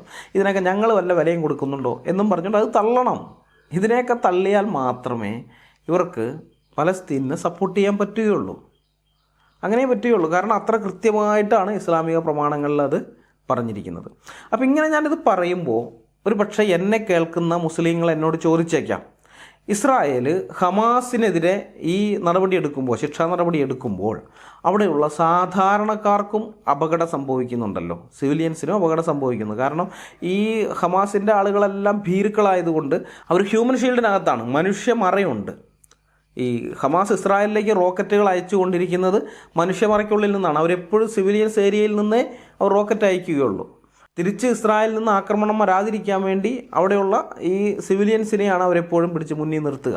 അവരുടെ പുറകിൽ ഒളിക്കുകയാണ്. അവരുടെ പുറകിൽ ഇരുന്നു കൊണ്ടാണ് ഹമാസൊക്കെ യുദ്ധം ചെയ്യുന്നത്. ഇസ്രായേൽ നേരെ തിരിച്ചാണ്. അവിടുത്തെ പട്ടാളമാണ് മുന്നേ നിൽക്കുന്നത്. സിവിലിയൻസിന് ഒരു മറയായിട്ട് പട്ടാളമാണുള്ളത്. അത് രണ്ടു കൂട്ടരുടെയും തിയോളജിയുടെ വ്യത്യാസമാണ്. അവൻ്റെ വിശ്വാസവും ഇവൻ്റെ വിശ്വാസവും രണ്ടാണ്. അതുകൊണ്ടാണ് ഇങ്ങനെ സംഭവിക്കുന്നത്. അപ്പം ഇങ്ങനെ ഈ ആളുകളെ മനുഷ്യമറയായി ഉപയോഗിച്ചുകൊണ്ട് ഇവരാക്രമണം നടത്തുമ്പോൾ, ഇസ്രായേൽ തിരിച്ചടിക്കുമ്പോൾ, ഈ തിരിച്ചടിയിൽ നിരപരാധികളായ ആളുകൾ കൊല്ലപ്പെടുന്നില്ലേ? അപ്പോൾ അത് എതിർക്കപ്പെടേണ്ടതല്ലേ? ഹമാസിനെതിരെയുള്ള ശിക്ഷ അതെടുത്തോ, പക്ഷേ ഈ നിരപരാധികളായ ആളുകൾ അവർ കൊല്ലപ്പെടുന്നത് അത് എതിർക്കപ്പെടേണ്ടതല്ലേ എന്നൊരു പക്ഷേ എന്നോട് മുസ്ലിങ്ങൾ ഒരു ചോദ്യം ചോദിക്കാനുള്ള സാധ്യതയുണ്ട് എന്ന് ഞാൻ പ്രതീക്ഷിക്കുന്നു. കാരണം ഫേസ്ബുക്കിൽ പലരും ഇത് ചോദിച്ചിട്ടുള്ളതാണ്. അപ്പോൾ അങ്ങനെയുള്ളവർക്ക് വേണ്ടി ഞാൻ പറയാം, നിരപരാധികളായ ആളുകൾ അത് ഇസ്രായേലിൽ മാത്രമല്ല, അല്ലെങ്കിൽ പലസ്തീനിൽ മാത്രമല്ല, അത് ഇറാഖിലായാലും സിറിയയിലായാലും ഈജിപ്തിലായാലും നൈജീരിയയിലായാലും കാശ്മീരിലായാലും പാകിസ്ഥാനിലായാലും അഫ്ഗാനിസ്ഥാനിലായാലും മൊറോക്കോയിലായാലും യമനിലായാലും ഇറാനിലായാലും നിരപരാധികളായ ആളുകൾ കൊല്ലപ്പെടുന്നത് തീർച്ചയായും എതിർക്കപ്പെടേണ്ട സംഗതിയാണ്. അതിൽ ഒരു സംശയവുമില്ല. നിർഭാഗ്യവശാൽ നമ്മൾ പക്ഷേ ആകെ എതിർക്കുന്നത് എവിടെയാണ്? പലസ്തീനിൽ മാത്രമാണ്. അഫ്ഗാനിസ്ഥാനിൽ ഈ അടുത്തും കൂടി എത്ര പേര് മരിച്ചു? കുഞ്ഞുങ്ങൾ, സ്കൂളിൽ പഠിക്കുന്ന പിള്ളേർ. ഒരു എതിർപ്പും ഒരിടത്തുനിന്നും ഉണ്ടായില്ല. അല്ലെങ്കിൽ ഓരോ രാജ്യങ്ങളിൽ നോക്കും, ഒരു എതിർപ്പും ഇല്ല. യമനിൽ എത്ര കുഞ്ഞുങ്ങളെയാണ് സൗദി ബോംബിട്ട് കൊന്നു കളഞ്ഞത്? എത്ര കുഞ്ഞുങ്ങളെയാണ്? ഇവർക്കൊരു കുഴപ്പമില്ല, ഒരു പ്രശ്നമില്ല.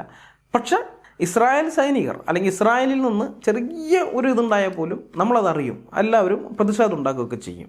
ഇതാണ് നമ്മൾ കാണുന്നത്. അപ്പോൾ ഇസ്ലാമിക പ്രമാണം വെച്ച് ഞാൻ പറയാം, എന്നോട് ഇങ്ങനെ ചോദിക്കുന്ന മുസ്ലിങ്ങളോട് ഇസ്ലാമിക പ്രമാണം വെച്ച് ഞാൻ പറയാം, പലസ്തീനിൽ കൊല്ലപ്പെടുന്ന നിരപരാധികൾക്ക് അള്ളാഹുവിൻ്റെ യാതൊരു സഹായവും കിട്ടുകയില്ല. അവർ ജീവനോടെ ഇരിക്കുന്ന സമയത്ത് അള്ളാഹുവിൽ നിന്നൊരു സഹായം അവർക്ക് കിട്ടില്ല. ഇനി അവർ മരിച്ചു കഴിഞ്ഞാൽ അള്ളാഹു അവരിടാൻ പോകുന്നത് നരകത്തിലാണ്. ഇത് ഞാൻ പറയുന്നതല്ല, ഇസ്ലാമിക പ്രമാണങ്ങളാണ് പറയുന്നത്. ഈ പലസ്തീനിലുള്ള മുസ്ലിങ്ങൾക്ക് ഒരു സഹായവും അള്ളാഹുവിൽ നിന്ന് കിട്ടില്ലെന്ന് മാത്രമല്ല, അവർ മരിച്ചു കഴിഞ്ഞാൽ നരകത്തിലുമായിരിക്കും. കാരണം എന്താണ്? ഒരു അമുസ്ലിം രാജ്യത്ത് മുസ്ലിങ്ങൾക്ക് എന്തെങ്കിലും തരത്തിലുള്ള കുഴപ്പമുണ്ടാകുമ്പോൾ അവരെന്താണ് ചെയ്യേണ്ടതെന്ന കാര്യം ഖുർആനും ഹദീസുകളും വളരെ വ്യക്തമായി തന്നെ നമ്മുടെ മുമ്പാകെ വരച്ച് കാണിക്കുന്നുണ്ട്. ഈ കുഴപ്പമുള്ള അമുസ്ലിം രാജ്യത്ത് താമസിക്കുന്ന ആളുകൾ അവർ അവിടെ തന്നെ താമസിച്ചുകൊണ്ട് ആ അമുസ്ലിം ഭരണാധികാരികളെ എതിർക്കണമെന്നല്ല, ആ പ്രദേശം വിട്ട് ഇസ്ലാമിക അനുഷ്ഠാനങ്ങൾ പിന്തുടരുന്നതിന് സ്വാതന്ത്ര്യമുള്ള മുസ്ലിം രാജ്യങ്ങളിലേക്കോ അല്ലെങ്കിൽ മുസ്ലിം സൗഹാർദ്ദ രാജ്യങ്ങളിലേക്കോ പോകണമെന്നാണ് ഇസ്ലാമിക പ്രമാണങ്ങളിൽ പറഞ്ഞിരിക്കുന്നത്. നമുക്ക് ഖുർആൻ വാക്യം നോക്കാം. അവിശ്വാസികളുടെ ഇടയിൽ തന്നെ ജീവിച്ചുകൊണ്ട് സ്വന്തത്തോട് അന്യായം ചെയ്തവരെ മരിപ്പിക്കുമ്പോൾ മലക്കുകൾ അവരോട് ചോദിക്കും, നിങ്ങൾ എന്തൊരു നിലപാടിലായിരുന്നു? അവർ പറയും, ഞങ്ങൾ നാട്ടിൽ അടിച്ചൊതുക്കപ്പെട്ടവരായിരുന്നു. അപ്പോൾ മലക്കുകൾ ചോദിക്കും, അള്ളാഹുവിൻ്റെ ഭൂമി വിശാലമായിരുന്നില്ലേ? നിങ്ങൾക്ക് സ്വദേശം വിട്ട് അതിലെവിടെയെങ്കിലും പോകാമായിരുന്നല്ലോ. എന്നാൽ അത്തരക്കാരുടെ വാസസ്ഥലം നരകമത്രേ, അതെത്ര ചീത്ത സങ്കേതം. സൂറ 4:97. കണ്ടോ? അള്ളാഹുവിൻ്റെ ഭൂമി വിശാലമായിരുന്നില്ലേ? നിങ്ങൾക്ക് സ്വദേശം വിട്ട് അതിലെവിടെയെങ്കിലും പോകാമായിരുന്നല്ലോ എന്നാണ് മലക്കുകൾ ഇവരോട് ചോദിക്കുന്നത്. എന്ന് മാത്രമല്ല, അവരുടെ വാസസ്ഥലം ചീത്ത സങ്കേതമായ നരകമാണെന്ന് പ്രത്യേകം പറഞ്ഞിട്ടുമുണ്ട്. അതായത് ഇവരെ അള്ളാഹു ഇടാൻ പോകുന്നത് ഈ ചീത്ത സങ്കേതമായ നരകത്തിലാണ്, അല്ലാതെ സ്വർഗത്തിൽ കൊണ്ടുപോകുകയൊന്നുമില്ല. ഇവരവിടെ എത്ര കഷ്ടം അനുഭവിച്ചെന്ന് പറഞ്ഞാൽ, കാരണം അവർ അള്ളാഹുവിൻ്റെ കൽപ്പന ലംഘിച്ചിരിക്കുന്നു. അള്ളാഹു ഇസ്രായേൽ സന്തതികൾ കൊടുത്ത ഭൂമിയിൽ ഇസ്രായേലികൾ താമസിക്കുമ്പോൾ ആ ഇസ്രായേലികളെ അവിടെ നിന്ന് ഇറക്കി വിടാനാണ് ഇവർ നോക്കിയത്. എന്ന് വെച്ചാൽ അള്ളാഹുവിൻ്റെ വാക്കിന് ഇവർ വില കൊടുക്കുന്നില്ല. അള്ളാഹു അവന് എന്തെങ്കിലും കൊടുത്തെങ്കിൽ അതൊക്കെ അള്ളാഹു അവനും ആയിക്കോട്ടെ, പക്ഷെ ഞാൻ അള്ളാഹുവിൻ്റെ വാക്കിന് വില കൊടുക്കുന്നില്ല, അവരെ ഞാൻ ഇറക്കി വിട്ടിട്ടേ ഇവിടുന്ന് പോകുമെന്ന് പറഞ്ഞ് നടക്കുകയാണ്. അപ്പോൾ അങ്ങനെയുള്ള ആളുകൾ ഇത് ചെയ്തുകൊണ്ടിരിക്കുമ്പോൾ അവർക്ക് സപ്പോർട്ടുമായിട്ട് അവിടെ ഇരിക്കുകയല്ല വേണ്ടത്. അവരെന്ത് ചെയ്യണം? അവർ വേറെ സ്ഥലത്തേക്ക് പോകണം. കാരണം അള്ളാഹുവിൻ്റെ ഭൂമി വിശാലമാണ്. അങ്ങനെയാണ് മലക്കുകൾ പറയുന്നത്. അള്ളാഹുവിൻ്റെ ഭൂമി വിശാലമായിരുന്നില്ലേ? നിങ്ങൾക്ക് പൊക്കൂടായിരുന്നു, നിങ്ങൾ എന്തിനാ അവിടെ താമസിച്ചു എന്നാണ് ചോദിക്കാൻ പോകുന്നത്. പിന്നെ ചില ആളുകളെ ഇതിൽ നിന്ന് ഒഴിവാക്കിയിട്ടുണ്ട്. അവർ ആ പ്രദേശം വിട്ട് പോയില്ലെങ്കിലും അവരെ നരകത്തിലിടുകയൊന്നുമില്ല. അതാരാണെന്നറിയാമോ? അത് തൊട്ടടുത്ത വാക്യത്തിൽ പറയുന്നുണ്ട്. എന്നാൽ യാതൊരു ഉപായവും സ്വീകരിക്കാൻ കഴിവില്ലാതെ ഒരു രക്ഷാമാർഗവും കണ്ടെത്താനാകാതെ അടിച്ചൊതുക്കപ്പെട്ടവരായി കഴിയുന്ന പുരുഷന്മാരും സ്ത്രീകളും കുട്ടികളും ഇതിൽ നിന്നൊഴിവാകുന്നു. അത്തരക്കാർക്ക് അള്ളാഹു മാപ്പ് നൽകിയേക്കാം. അള്ളാഹു അത്യധികം മാപ്പ് നൽകുന്നവനും ഏറെ പൊറുക്കുന്നവനുമാകുന്നു. സൂറ 4:98-99. ഇവിടെ ഇത് പറയുന്ന മലക്കിന് തന്നെ ഉറപ്പില്ലാട്ടോ അള്ളാഹു മാപ്പ് കൊടുക്കുകയോ ഇല്ലേ എന്നുള്ളത്. അതുകൊണ്ടാണ് പറയുന്നത് അത്തരക്കാർക്ക് അള്ളാഹു മാപ്പ് നൽകിയേക്കാം എന്ന് പറയുന്നത്. അല്ലാണ്ട് കൃത്യമായിട്ട് ഈ പുള്ളിക്ക് പോലും അറിയില്ല. നമ്മൾ വിചാരിക്കും ഖുർആൻ അള്ളാഹുവിൻ്റെ വചനമാണെന്ന്. തെറ്റാണ്. ഖുർആൻ അള്ളാഹുവിൻ്റെ വചനമല്ല, ഖുർആൻ മലക്കിൻ്റെ വചനമാണ്. ഇസ്ലാമിക വിശ്വാസം അനുസരിച്ച് അവരുടെ പ്രമാണങ്ങൾ പ്രകാരം മുഹമ്മദിൻ്റെ മുമ്പാകെ അള്ളാഹു അല്ല സംസാരിക്കുന്നത്, എപ്പോഴും മലക്കാണ്. മലക്ക് വന്നിട്ടാണ് സംസാരിക്കുന്നത്. അതുകൊണ്ടാണ് ഞാൻ പറഞ്ഞത് ഇത് മലക്കിൻ്റെ വചനമാണെന്ന്. ഖുർആനിലും പറയുന്നുണ്ട് ഇതൊരു ദൂതൻ്റെ വാക്കുകളാകുന്നു എന്ന്. അപ്പോൾ അതുകൊണ്ട് ആ മലക്ക് പറയുകയാണ്, അല്ലെങ്കിൽ ആ ദൂതൻ പറയുകയാണ് അള്ളാഹു മാപ്പ് നൽകിയേക്കാം, ഉറപ്പൊന്നുമില്ല, നമുക്കൊരു ഭാഗ്യപരീക്ഷ നടത്തി നോക്കാം. അപ്പോൾ ഇങ്ങനെയുള്ള ആളുകൾ, സ്ത്രീകൾ, കുട്ടികൾ, ബലഹീനരായ പുരുഷന്മാർ, ഇങ്ങനെയുള്ളവരൊക്കെ അവരെയൊക്കെ ഒഴിവാക്കുകയാണ്, അവരെ നരകത്തിലിടുകയില്ല. പക്ഷെ നമ്മൾ പലസ്തീനിലേക്ക് നോക്കുകയാണെങ്കിൽ ഈ വിധത്തിലുള്ള ആരും ഇന്ന് പലസ്തീനിലില്ല. അവിടെയുള്ള പുരുഷന്മാരെല്ലാം ഖുർആനിലെ കൽപ്പന ലംഘിച്ചുകൊണ്ട് ഇസ്രായേലിലേക്ക് റോക്കറ്റും മിസൈലുകളും വിടുകയാണ്. സ്ത്രീകളും കുട്ടികളുമാണെങ്കിൽ ഇസ്രായേൽ പോലീസിനും സൈന്യത്തിനും നേരെ കല്ലെറിഞ്ഞുകൊണ്ട് നടക്കുകയാണ്. അവരുടെ ഹോബി അതാണ്. പോലീസിനെതിരെ കല്ലെറിയുക, പട്ടാളത്തിനെതിരെ കല്ലെറിയുക, പിന്നെ ഈ പട്ടാളക്കാരെ പോയി അങ്ങോട്ട് കുഞ്ഞുങ്ങളെ വിട്ട് ആക്രമിക്കുക. ഇത് ഇവരുടെ ഒരു പ്രധാന തന്ത്രമാണ്. ഇവർ ഭീരുക്കളാണ് എന്നുള്ളതിന്. അത് ഇവിടെ മാത്രമല്ല, ഒരുമാതിരി ഇടത്ത് മുസ്ലിങ്ങൾ ചെയ്യുന്ന ഒരു വൃത്തികെട്ട പരിപാടിയാണ്.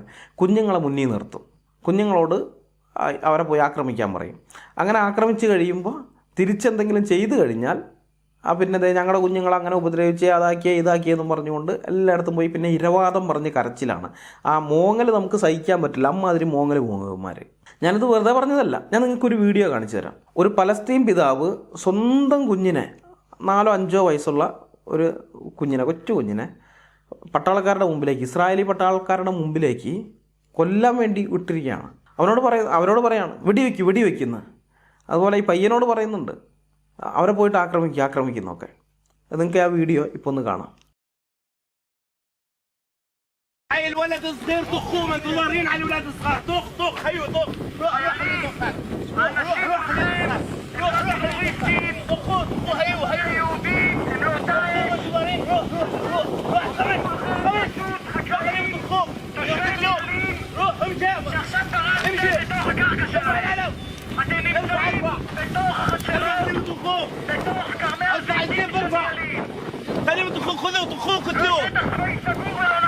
هيو طخوه منتظرين على هالشغلات هذه. ضارين على الولاد الصغار طخوه وتقتلوهم. هيو طخه جيب لك الثانيين. الا شو كاشر لبيتخون غلطهم بس استنى كليب هالدنيا بنشوف شو بتسوي. استنى كليب طخوه قتلوه. هذا بقى اخي شو ارفع العلم ولا ترفع اتخمش. ايوه حجر اضرب الحجر اضرب. תסתכלו מאחוריכם. اضرب اضرب את הגגות האדומים האלה מאחוריכם. התפקיד שלכם יש למפקדים של המפקדים שלכם, שולחים אתכם לכאן לכוון נשק על ילדים, על אנשים בגיל של ההורים שלכם, החקלאים שנמצאים. കണ്ടല്ലോ, ആ പട്ടാളക്കാരും മാന്യമായിട്ടാണ് ഇടപെടുന്നത്. അവരൊന്നും ചെയ്യുന്നില്ല. പക്ഷേ ഇയാൾ പറയുകയാണ് അവരെ ആ കുഞ്ഞിനെ കൊല്ലുന്ന്. അതെന്തുകൊണ്ടാണെന്ന് വെച്ചാൽ അത് അയാളുടെ സ്വാർത്ഥ ലാഭമാണ്. ഹദീസ് അനുസരിച്ച് ചില കാര്യങ്ങൾ ഇതിൻ്റെ പുറകിലുണ്ട്. അത് മുഹമ്മദ് പറഞ്ഞൊരു ഹദീസുണ്ട്. ഈ ഹദീസിൻ്റെ അടിസ്ഥാനത്തിലാണ് ഈ പുള്ളി ഇതൊക്കെ കാണിക്കുന്നത്. കാരണം ആ മകൻ കൊല്ലപ്പെട്ട് കഴിഞ്ഞാൽ അയാൾക്ക് അതിൻ്റെ പ്രതിഫലം ഉണ്ട്. ആ പ്രതിഫലം കിട്ടാൻ വേണ്ടിയാണ്, പരലോകത്ത് അതിൻ്റെ പ്രതിഫലം കിട്ടാൻ വേണ്ടിയാണ് അയാൾ ഇത് ഈ കളി കളിക്കുന്നത്. ഹൂറികളെ കിട്ടാൻ വേണ്ടി സ്വന്തം കുഞ്ഞിനെ കൊടുക്കാൻ ഒരു മടിയില്ല, അതിന് തയ്യാറാകുകയാണ്. ഇത് പണ്ട് മുതലേ ആ പ്രദേശത്തുള്ള ആളുകളുടെ ഇതാണ്. സ്വന്തം കുഞ്ഞുങ്ങളെ ബലിയർപ്പിക്കുന്ന പരിപാടി പണ്ട് മുതലേ ആ പ്രദേശത്തുണ്ടായിരുന്നു. അതുകൊണ്ട് തന്നെയാണ് ബൈബിൾ അതിനെ കർശനമായിട്ട് വിലക്കിയത്. നിങ്ങളുടെ മക്കളെ നിങ്ങൾ മോളേക്കിന് കൊടുക്കരുതെന്ന് പറഞ്ഞ്. സ്വാർത്ഥ ലാഭത്തിന് വേണ്ടി, സ്വന്തം ആവശ്യങ്ങൾക്ക് വേണ്ടി കുഞ്ഞുങ്ങളെ ബലി കൊടുക്കുന്ന പരിപാടി ആ ജീൻ ഇവരുടെ ഉള്ളിൽ ഇപ്പോഴും ഉണ്ട്. അതുകൊണ്ടാണ് ഇവരിതിങ്ങനെ ചെയ്യുന്നത്. അന്ന് മോളേക്കിന് കൊണ്ട് കൊടുത്തു, ഇപ്പോൾ മോലേക്കിനല്ല, ഇസ്രായേൽ പട്ടാൾക്കാരുടെ മുമ്പിലേക്ക് കൊടുക്കുകയാണ്. ഗാസയിൽ നിന്ന് അല്ലെങ്കിൽ പലസ്തീൻ പ്രദേശത്ത് നിന്ന് കുഞ്ഞുങ്ങൾ കൊല്ലപ്പെട്ട ചിത്രങ്ങൾ, കുഞ്ഞുങ്ങളുടെ കുരുതിയുടെയൊക്കെ വാർത്ത വരുമ്പോൾ നിങ്ങൾ ഇതും കൂടി ഒന്ന് ശ്രദ്ധിച്ചോളണം. ഇത് കുഞ്ഞുങ്ങളെ കൊലയ്ക്ക് കൊടുക്കാൻ തയ്യാറുള്ള ഒരു ജനതയായിട്ട് അവർ ബ്രെയിൻ വാഷ് ചെയ്യപ്പെട്ടിരിക്കുകയാണ്.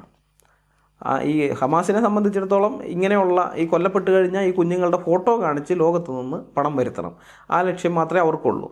എന്നാൽ മാതാപിതാക്കളെ സംബന്ധിച്ച് അതിനേക്കാൾ അപ്പുറത്തുള്ളൊരു ലക്ഷ്യമുണ്ട്. അത് പരലോകത്തുള്ള കാര്യങ്ങളാണ്.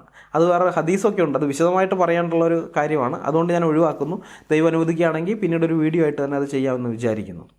അപ്പോൾ ഇങ്ങനെ ഇവരെല്ലാം അതായത് പുരുഷന്മാരായാലും സ്ത്രീകളായാലും കുട്ടികളായാലും ഇസ്രായേലിനെ ആക്രമിക്കാൻ നിൽക്കുന്നതല്ലാതെ ഒരാൾ പോലും ഖുർആൻ അനുസരിച്ച് കുഴപ്പമുള്ള ഈ രാജ്യത്ത് നിന്ന് മറ്റ് ഇസ്ലാമിക രാജ്യത്തേക്ക് ഓടി രക്ഷപ്പെടാൻ ശ്രമിക്കുന്നില്ല. അതൊരു അത്ഭുതമായിട്ടാണ് എനിക്ക് തോന്നുന്നത്. ഇസ്ലാമിക രാജ്യത്തേക്ക് ഇവർ ഓടി രക്ഷപ്പെടാൻ ശ്രമിക്കാത്തത് അതെനിക്ക് അത്ഭുതമൊന്നുമില്ല, അതെനിക്ക് മനസ്സിലാകും.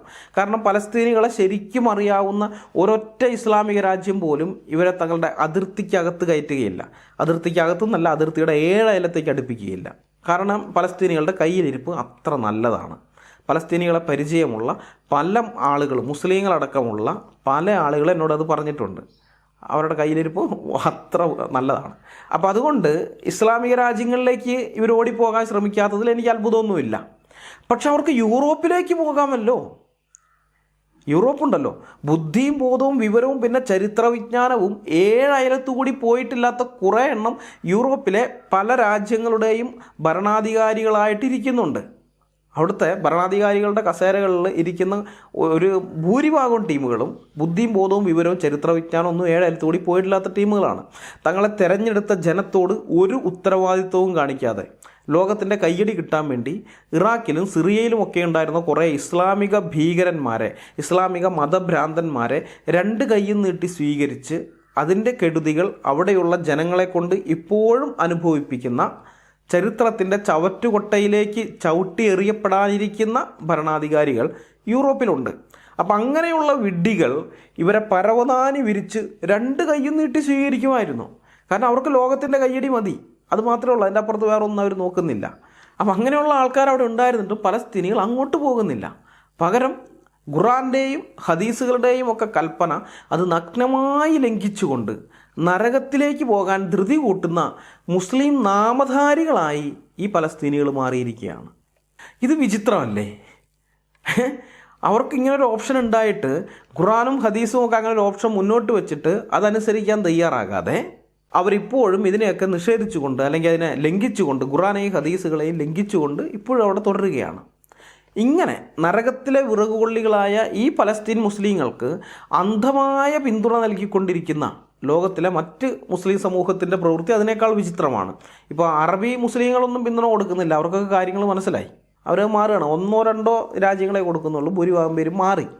പക്ഷേ ഇന്ത്യയിലും പാകിസ്ഥാനിലും ബംഗ്ലാദേശിലും അഫ്ഗാനിസ്ഥാനിലും പിന്നെ ഇറാനിലും തുർക്കിയിലും ആഫ്രിക്കയിലും ഒക്കെയുള്ള മുസ്ലിങ്ങളുണ്ടല്ലോ, അവരൊക്കെ ഇപ്പോഴും പിന്തുണ കൊടുത്തുകൊണ്ടിരിക്കുകയാണ്. അതാണ് എനിക്ക് മനസ്സിലാകാത്തത്. കുഴപ്പമുള്ള രാജ്യങ്ങളിൽ നിന്ന് നിങ്ങൾ ഓടിപ്പോകണം എന്ന ഖുർആനിലെ കൽപ്പന അത് മുഹമ്മദ് അനുസരിച്ചിട്ടുണ്ട്. മുഹമ്മദ് അത് ചെയ്തുകൊണ്ട് ഇവർക്ക് മാതൃക കാണിച്ചു കൊടുത്തിട്ടുണ്ട്. നമ്മൾ ഇസ്ലാമിക പ്രമാണം പരിശോധിച്ചാൽ കാണുന്നത് മുഹമ്മദ് അങ്ങനെ ചെയ്തതായിട്ടുള്ളതാണ്. ഇപ്പോൾ ഇസ്ലാമിൻ്റെ ആദ്യകാലത്ത് ബഹുദൈവാരാധകരായ മക്ക നിവാസികളുടെ ഇടയിൽ മുസ്ലിങ്ങൾക്ക് ജീവിക്കാൻ പ്രയാസമായപ്പോൾ, പ്രത്യേകം ശ്രദ്ധിക്കണം, ഈ മക്ക നിവാസികൾ മുസ്ലിങ്ങളിൽ ആരെയും കൊന്നിരുന്നില്ല. അവർ ഈ പരിഹസിക്കുകയും മറ്റുമൊക്കെ ചെയ്തിരുന്നുള്ളൂ. പുതിയ മതത്തിലെ ആൾക്കാരെ കളിയാക്കുകയൊക്കെ അവർ ചെയ്തിരുന്നുള്ളൂ. അപ്പോൾ അത്ര കുറഞ്ഞ പ്രയാസമേ മുസ്ലിങ്ങൾക്ക് മക്കയിലുണ്ടായിരുന്നുള്ളൂ. എന്നിട്ട് പോലും മുഹമ്മദ് എന്ത് ചെയ്തു? അവിടെ ഉണ്ടായിരുന്ന മുസ്ലിങ്ങളെ അബീസീനിയ എന്ന ക്രിസ്ത്യൻ രാജ്യത്തേക്ക്, അതായത് മുസ്ലിങ്ങൾക്ക് എല്ലാവിധമായിട്ടുള്ള ആരാധനാ സ്വാതന്ത്ര്യവും ഉള്ളത്, അതിന്നും അങ്ങനെ തന്നെയാണ് കേട്ടോ. ഇസ്ലാമിനകത്ത് പല വിഭാഗങ്ങളുണ്ടല്ലോ, ഈ എല്ലാ വിഭാഗക്കാർക്കും പേടിക്കാതെ അവരുടെ ആരാധന അങ്ങ് നടത്താൻ പറ്റുന്ന സ്ഥലം എന്ന് പറയുന്നത് ഇസ്ലാമിക രാജ്യമല്ല. ഇപ്പോൾ ഷിയ ഭൂരിപക്ഷമുള്ള ഒരു രാജ്യത്ത് സുന്നി മുസ്ലിമിന് അവൻ്റെ ആരാധനയും കാര്യങ്ങളൊക്കെ ചെയ്യാൻ ബുദ്ധിമുട്ടാണ്. നേരെ തിരിച്ചും അങ്ങനെയൊക്കെയാണ്. മിഡിൽ ഈസ്റ്റിലാണെങ്കിൽ ഒരേ ഒരു രാജ്യത്ത് മാത്രമേ മുസ്ലിങ്ങൾക്ക് ഒരു പേടിയും ഇല്ലാതെ നിസ്കരിക്കാൻ പറ്റുകയുള്ളൂ. അതെവിടെയാണെന്നറിയോ? അത് ഇസ്രായേലിലാണ്. ബാക്കി ഇവർ പള്ളി കയറുന്ന സമയത്ത് പേടിയാണ്. നമ്മൾ വാർത്ത ഇടയ്ക്കിടയ്ക്കൊക്കെ കേൾക്കാറുണ്ടല്ലോ, വെള്ളിയാഴ്ച പള്ളിയിൽ ഷിയാക്കളുടെ പള്ളിയിൽ സുന്നികൾ വന്ന് ബോംബിട്ടു, അല്ലെങ്കിൽ സുന്നികളുടെ പള്ളിയിൽ ഷിയാക്കൾ വന്ന് വെടിവെച്ചു എന്നൊക്കെ പറഞ്ഞിട്ട്. അപ്പോൾ ഇത് ഓരോ പ്രാവശ്യം പള്ളിയിൽ പോകുമ്പോൾ ഇവർക്ക് ഭയങ്കര പേടിയുണ്ട്, തിരിച്ച് വീട്ടിൽ ജീവനോടെ പോകുമോ ഇല്ലയോ എന്നുള്ള കാര്യത്തിൽ. അങ്ങനെ പേടിയാണ്.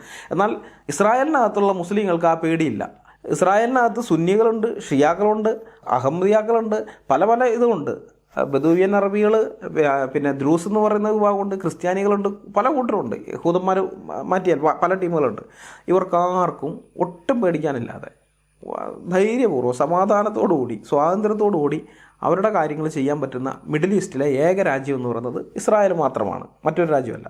അപ്പോൾ ഇത് ഞാൻ പറഞ്ഞു വന്നത്, മുഹമ്മദ് അബീസീനിയ എന്ന് പറയുന്ന ഒരു ക്രിസ്ത്യൻ രാജ്യത്തേക്ക് ഈ മുസ്ലിങ്ങളെ അയക്കുകയാണ്. മുസ്ലിങ്ങൾക്ക് കൂടെ പീഡനം എന്ന് പറയാനൊന്നും സംഗതിയൊന്നുമില്ല. ആകെ പരിഹാസം മാത്രമേ ഉള്ളൂ. അവരൊന്ന് നിസ്കരിക്കുന്നത് കണ്ടു കഴിഞ്ഞാൽ മറ്റുള്ളവർ കളിയാക്കും, അല്ലെങ്കിൽ വേറെ എന്തെങ്കിലും അവരുടെ ഇസ്ലാമിക ആചാരങ്ങൾ എന്തെങ്കിലും അവർ നിർവഹിക്കുന്നുണ്ടെങ്കിൽ മറ്റൊരു പരിഹസിക്കും, കളിയാക്കും.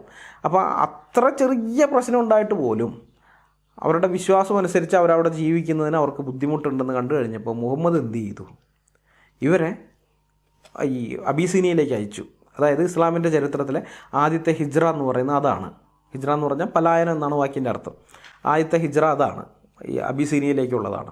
പിന്നെ കുറച്ചാളോടി കഴിഞ്ഞപ്പോൾ സ്വന്തം കയ്യിലിരിപ്പ് കൊണ്ട് മുഹമ്മദിനും മക്കയിൽ താമസിക്കാൻ പറ്റാത്ത ഒരു സാഹചര്യം വന്നു. അങ്ങനെ വന്നു കഴിഞ്ഞപ്പോൾ അദ്ദേഹം എന്ത് ചെയ്തു? അവിടെ താമസിച്ചുകൊണ്ട് ഇവരെ എതിർക്കുകയല്ല ചെയ്തത്, മക്കാരെ എതിർക്കുകയൊന്നുമല്ല ചെയ്തത്. അദ്ദേഹം എന്ത് ചെയ്തു? മദീനയിലേക്ക് ഓടിപ്പോവുകയാണ്. അതാണ് അദ്ദേഹം ചെയ്തത്. ഈ മക്ക എന്ന് പറയുന്നത് മുഹമ്മദിൻ്റെ ജന്മനാടാണ്. ഇസ്ലാമിക വിശ്വാസമനുസരിച്ച് മുഹമ്മദിൻ്റെ ജന്മനാടാണ് മക്ക. അപ്പോൾ ജന്മനാട്ടിൽ തന്നെ ഒരു പ്രശ്നം ഉണ്ടായപ്പോൾ മുഹമ്മദ് ഒരിക്കലും എന്ത് ചെയ്തില്ല? അവിടെ തന്നെ താമസിച്ച് അവിടെയുള്ളവരോട് യുദ്ധം ചെയ്യാൻ നിന്നില്ല. പകരം അവിടെ നിന്ന് ഓടിപ്പോയി മാതൃക കാണിച്ചു.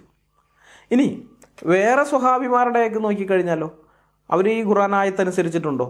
അതൊരു സ്ഥലത്ത് പ്രശ്നം ഉണ്ടായി കഴിഞ്ഞാൽ വേറെ സ്ഥലത്തേക്ക് പോകണം, അള്ളാഹുവിൻ്റെ ഭൂമി വിശാലമാണല്ലോ എന്ന് പറയുന്ന ആ ഒരു അത് വേറെ സ്വഹാബിമാരനുസരിച്ചിട്ടുണ്ടോ എന്ന് ചോദിച്ചാൽ ഉണ്ടെന്നാണ് ഉത്തരം. ഞാനൊരു ഹദീസ് തരാം.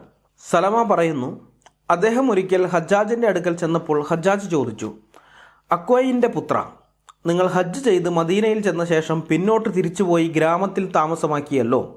സലമ പറഞ്ഞു, ഇല്ല, ഞാൻ ഇസ്ലാം മതം വിട്ടുകളഞ്ഞിട്ടില്ല. തിരുമേനി അനുവാദം നൽകിയതനുസരിച്ച് ഞാൻ അങ്ങനെ ഗ്രാമത്തിൽ താമസിച്ചു എന്നേ ഉള്ളൂ. തിരുമേനിയുടെ നിർദ്ദേശാനുസരണം കുഴപ്പങ്ങൾ തലപൊക്കിയപ്പോൾ ഞാൻ ഗ്രാമത്തിലേക്ക് താമസം മാറ്റിയതാണ് എന്ന് വിവർത്തകൻ്റെ വ്യാഖ്യാനം അതിനോടൊപ്പം ഉണ്ട്. സ്വഹീഹ് ബുഖാരി അധ്യായം 88 ഹദീസ് നമ്പർ 2112. കുഴപ്പങ്ങൾ ഉണ്ടായപ്പോൾ സലമ അവിടെ തന്നെ താമസിക്കുകയായിരുന്നില്ല, അദ്ദേഹം ഗ്രാമത്തിലേക്ക് താമസം മാറ്റുകയാണ് ചെയ്തതെന്നാണ് ഈ ഹദീസിൽ പറയുന്നത്. അത് അദ്ദേഹം സ്വന്തം ഇഷ്ടപ്രകാരം ചെയ്തതല്ല, തിരുമേനിയുടെ നിർദ്ദേശാനുസരണം എന്നാണ് പറഞ്ഞത്. അതായത് മുഹമ്മദ് പറഞ്ഞു കഴിഞ്ഞപ്പോൾ അദ്ദേഹം അവിടെ നിന്ന് മാറി. അതായത് ഒരു രാജ്യത്ത് കുഴപ്പങ്ങളുണ്ടാകുമ്പോൾ മുസ്ലിങ്ങൾ ചെയ്യേണ്ടത് ആ രാജ്യം ഉപേക്ഷിച്ച് വേറെ ഇസ്ലാമിക രാജ്യത്തേക്കോ അല്ലെങ്കിൽ ഇസ്ലാമുമായി സൗഹൃദം പുലർത്തുന്ന രാജ്യത്തേക്കോ പോവുക എന്നുള്ളതാണ്. അത് ഖുർആനിലെ കൽപ്പനയാണ്, മുഹമ്മദിൻ്റെ മാതൃകയാണ്, സ്വഹാബിമാരതനുസരിച്ചിട്ടുള്ളതാണ്. അള്ളാഹുവിൻ്റെ ദൂതനിൽ നിങ്ങൾക്ക് ഉത്തമ മാതൃകയുണ്ട് എന്നാണ് സൂറ 33:21 പറയുന്നത്. അതനുസരിക്കാൻ തയ്യാറാകാത്ത ആളുകൾ എങ്ങനെ മുസ്ലിങ്ങളാകും? അള്ളാഹുവിൻ്റെ ഇവരെ സംബന്ധിച്ച് ഇവരുടെ മാതൃകാ പുരുഷൻ എന്ന് പറയുന്നത് മുഹമ്മദാണ്, അള്ളാഹുവിൻ്റെ ദൂതനാണ്.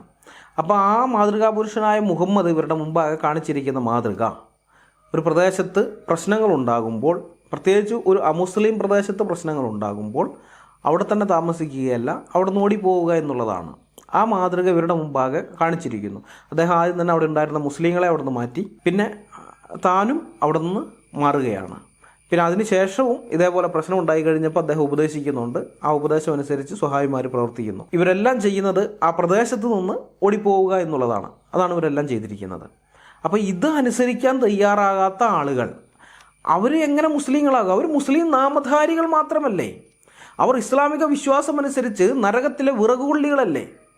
അള്ളാഹുവിൻ്റെ ശിക്ഷയെപ്പോലും ഭയപ്പെടാതെ, ഖുർആൻ്റെയും മുഹമ്മദിൻ്റെയും കൽപ്പനകൾക്ക് പുല്ല് വില പോലും കൊടുക്കാതെ ഗാസയിൽ താമസിച്ച് ഇസ്രായേലിനെതിരെ യുദ്ധം ചെയ്യുന്ന മുസ്ലിം നാമധാരികളായ പലസ്തീനികൾക്ക് വേണ്ടി വാദിക്കുന്ന ഇന്ത്യയിലെ മുസ്ലിങ്ങളെ സമ്മതിച്ചു കൊടുക്കണം. നരകത്തിലെ വിറകുകൊള്ളികളാകാൻ ഇന്ത്യൻ മുസ്ലിങ്ങൾക്കും ഒരു മടിയുമില്ല എന്നാണ് നമുക്കിതിൽ നിന്നും മനസ്സിലാക്കാനായിട്ട് പറ്റുന്നത്. അള്ളാഹുവിനെ ഇത്രയെങ്കിലും പേടിയുണ്ടായിരുന്നെങ്കിൽ, ഖുർആൻ അല്പമെങ്കിലും വില കൊടുത്തിരുന്നെങ്കിൽ, മുഹമ്മദിനെ അല്പമെങ്കിലും പിന്തുടരാൻ ഇവർ ആഗ്രഹിച്ചിരുന്നെങ്കിൽ എന്ത് ചെയ്യുമായിരുന്നു? ഖുർആനിൽ പറഞ്ഞതനുസരിച്ച് അല്ലെങ്കിൽ ഹദീസുകളിൽ കാണിച്ചു തന്നതനുസരിച്ച് ഇവർ ചെയ്തേനെ, ഇവർ ആ പ്രദേശം വിട്ടു പോയേനെ. പക്ഷേ പോയില്ല. മാത്രമല്ല, അങ്ങനെ പോകാതിരിക്കുന്ന ആൾക്കാർക്ക് മറ്റുള്ള മുസ്ലിങ്ങൾ പിന്തുണ കൊടുക്കുകയും ചെയ്യുന്നു. അപ്പോൾ ലോകത്തിലുള്ള മുസ്ലിങ്ങൾക്ക് ആർക്കും അള്ളാഹുവിനൊരു വിലയില്ലേ? ഖുർആനൊന്നും ഇവർ വില കൽപ്പിക്കുന്നില്ലേ? മുഹമ്മദ് ഇവരെ സംബന്ധിച്ച് ഇവരൊരു കളിപ്പാട്ടം പോലെയാണോ? ഇവർക്ക് ആവശ്യമുള്ള കാര്യങ്ങൾക്ക് വേണ്ടി മാത്രം മുഹമ്മദിനെ എടുക്കുക, അല്ലാത്ത സമയത്തൊക്കെ തള്ളിക്കളയുന്ന അറിയേണ്ടി വരികയാണ്. പക്ഷേ ഞാൻ പറയാം, മതബോധമില്ലാത്ത മുസ്ലിങ്ങൾ മാത്രമേ ഇങ്ങനെ പലസ്തീനെ സപ്പോർട്ട് ചെയ്ത് നരകത്തിലെ വിറകുകൊള്ളിയാകാൻ തയ്യാറാകുന്നുള്ളൂ എന്നുള്ള കാര്യം നമ്മൾ അറിഞ്ഞിരിക്കണം. ഇത്തിരി ബുദ്ധിയൊക്കെയുള്ള പണ്ഡിതന്മാർ പലസ്തീനെ പണ്ടേ തള്ളിപ്പറഞ്ഞ് അള്ളാൻ്റെ അടുക്കൽ തങ്ങളുടെ കാര്യം സുരക്ഷിതമാക്കിയിട്ടുണ്ട്. അതായത് ചോദിക്കുമ്പോൾ, അള്ളാഹുവിൻ്റെ ഭൂമി വിശാലമായിരുന്നില്ലേ, നിനക്ക് ഓടിപ്പോകാമായിരുന്നല്ലോ എന്നൊക്കെ ഉള്ളൊരു ചോദ്യമൊക്കെ വരുമല്ലോ. അല്ലെങ്കിൽ ഇങ്ങനെയുള്ള ആൾക്കാരെ എന്ന് വെച്ച് കഴിഞ്ഞാൽ അള്ളാഹുവിൻ്റെ കൽപ്പനയ്ക്ക് ഒരു വിലയും കൊടുക്കാതെ, ഖുർആൻ ഒരു വിലയും കൊടുക്കാതെ, മുഹമ്മദ് കാണിച്ചു കൊടുത്തിരിക്കുന്ന മാതൃകയ്ക്കൊന്നും ഒരു വിലയും കൊടുക്കാതെ മുഹമ്മദിനെയും ഖുർആനെയും അള്ളാഹുവിനെയൊക്കെ തള്ളിയ ആൾക്കാർ, ആ പലസ്തീനികൾ അങ്ങനെ തള്ളിയപ്പോൾ അവരെ നിങ്ങൾ എന്തുകൊണ്ട് സപ്പോർട്ട് ചെയ്തു എന്നുള്ളൊരു ചോദ്യം തങ്ങൾക്ക് നേരെ വരും എന്നറിയാവുന്ന ഇസ്ലാമിക പണ്ഡിതന്മാർ അവരെന്ത് ചെയ്തു?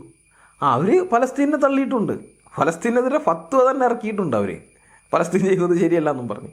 പക്ഷേ വിവരദോഷികളായ മണ്ടൻ അണികൾ മാത്രമേ പലസ്തീനെ സപ്പോർട്ട് ചെയ്ത് നരകത്തിലേക്ക് പോകാൻ ക്യൂ നിൽക്കുന്നുള്ളൂ എന്നും കൂടി നമ്മൾ അറിയണം. ഞാൻ ഒരു ഫത്വ നിങ്ങളുടെ മുമ്പാകെ കാണിക്കാം. പ്രസിദ്ധ ഇസ്ലാമിക പണ്ഡിതനായൊരു വ്യക്തിയാണ് ഇദ്ദേഹം. നമ്മുടെ കേരളക്കരയിലെ MM അക്ബർ ഉണ്ടല്ലോ, ആ MM അക്ബറൊക്കെ ഇടയ്ക്കിടയ്ക്ക് എടുത്ത് ഉദ്ധരിക്കാറുള്ള ഒരു പണ്ഡിതനാണ് ഷെയ്ഖ് അൽബാനി. ഈ ഷെയ്ഖ് അൽബാനി സുനാൻ അബൂദാവൂദിലുള്ള ഹദീസിൻ്റെ അടിസ്ഥാനത്തിൽ ഇറക്കിയ ഫത്വയിൽ പറയുന്നത് പലസ്തീനികൾ ആ പ്രദേശത്ത് തുടരുന്നത് തെറ്റാണെന്നും അവർ അവിടം വിട്ട് വേറെ ഏതെങ്കിലും ഇസ്ലാമിക രാജ്യത്തേക്ക് പോകണം എന്നുമാണ്.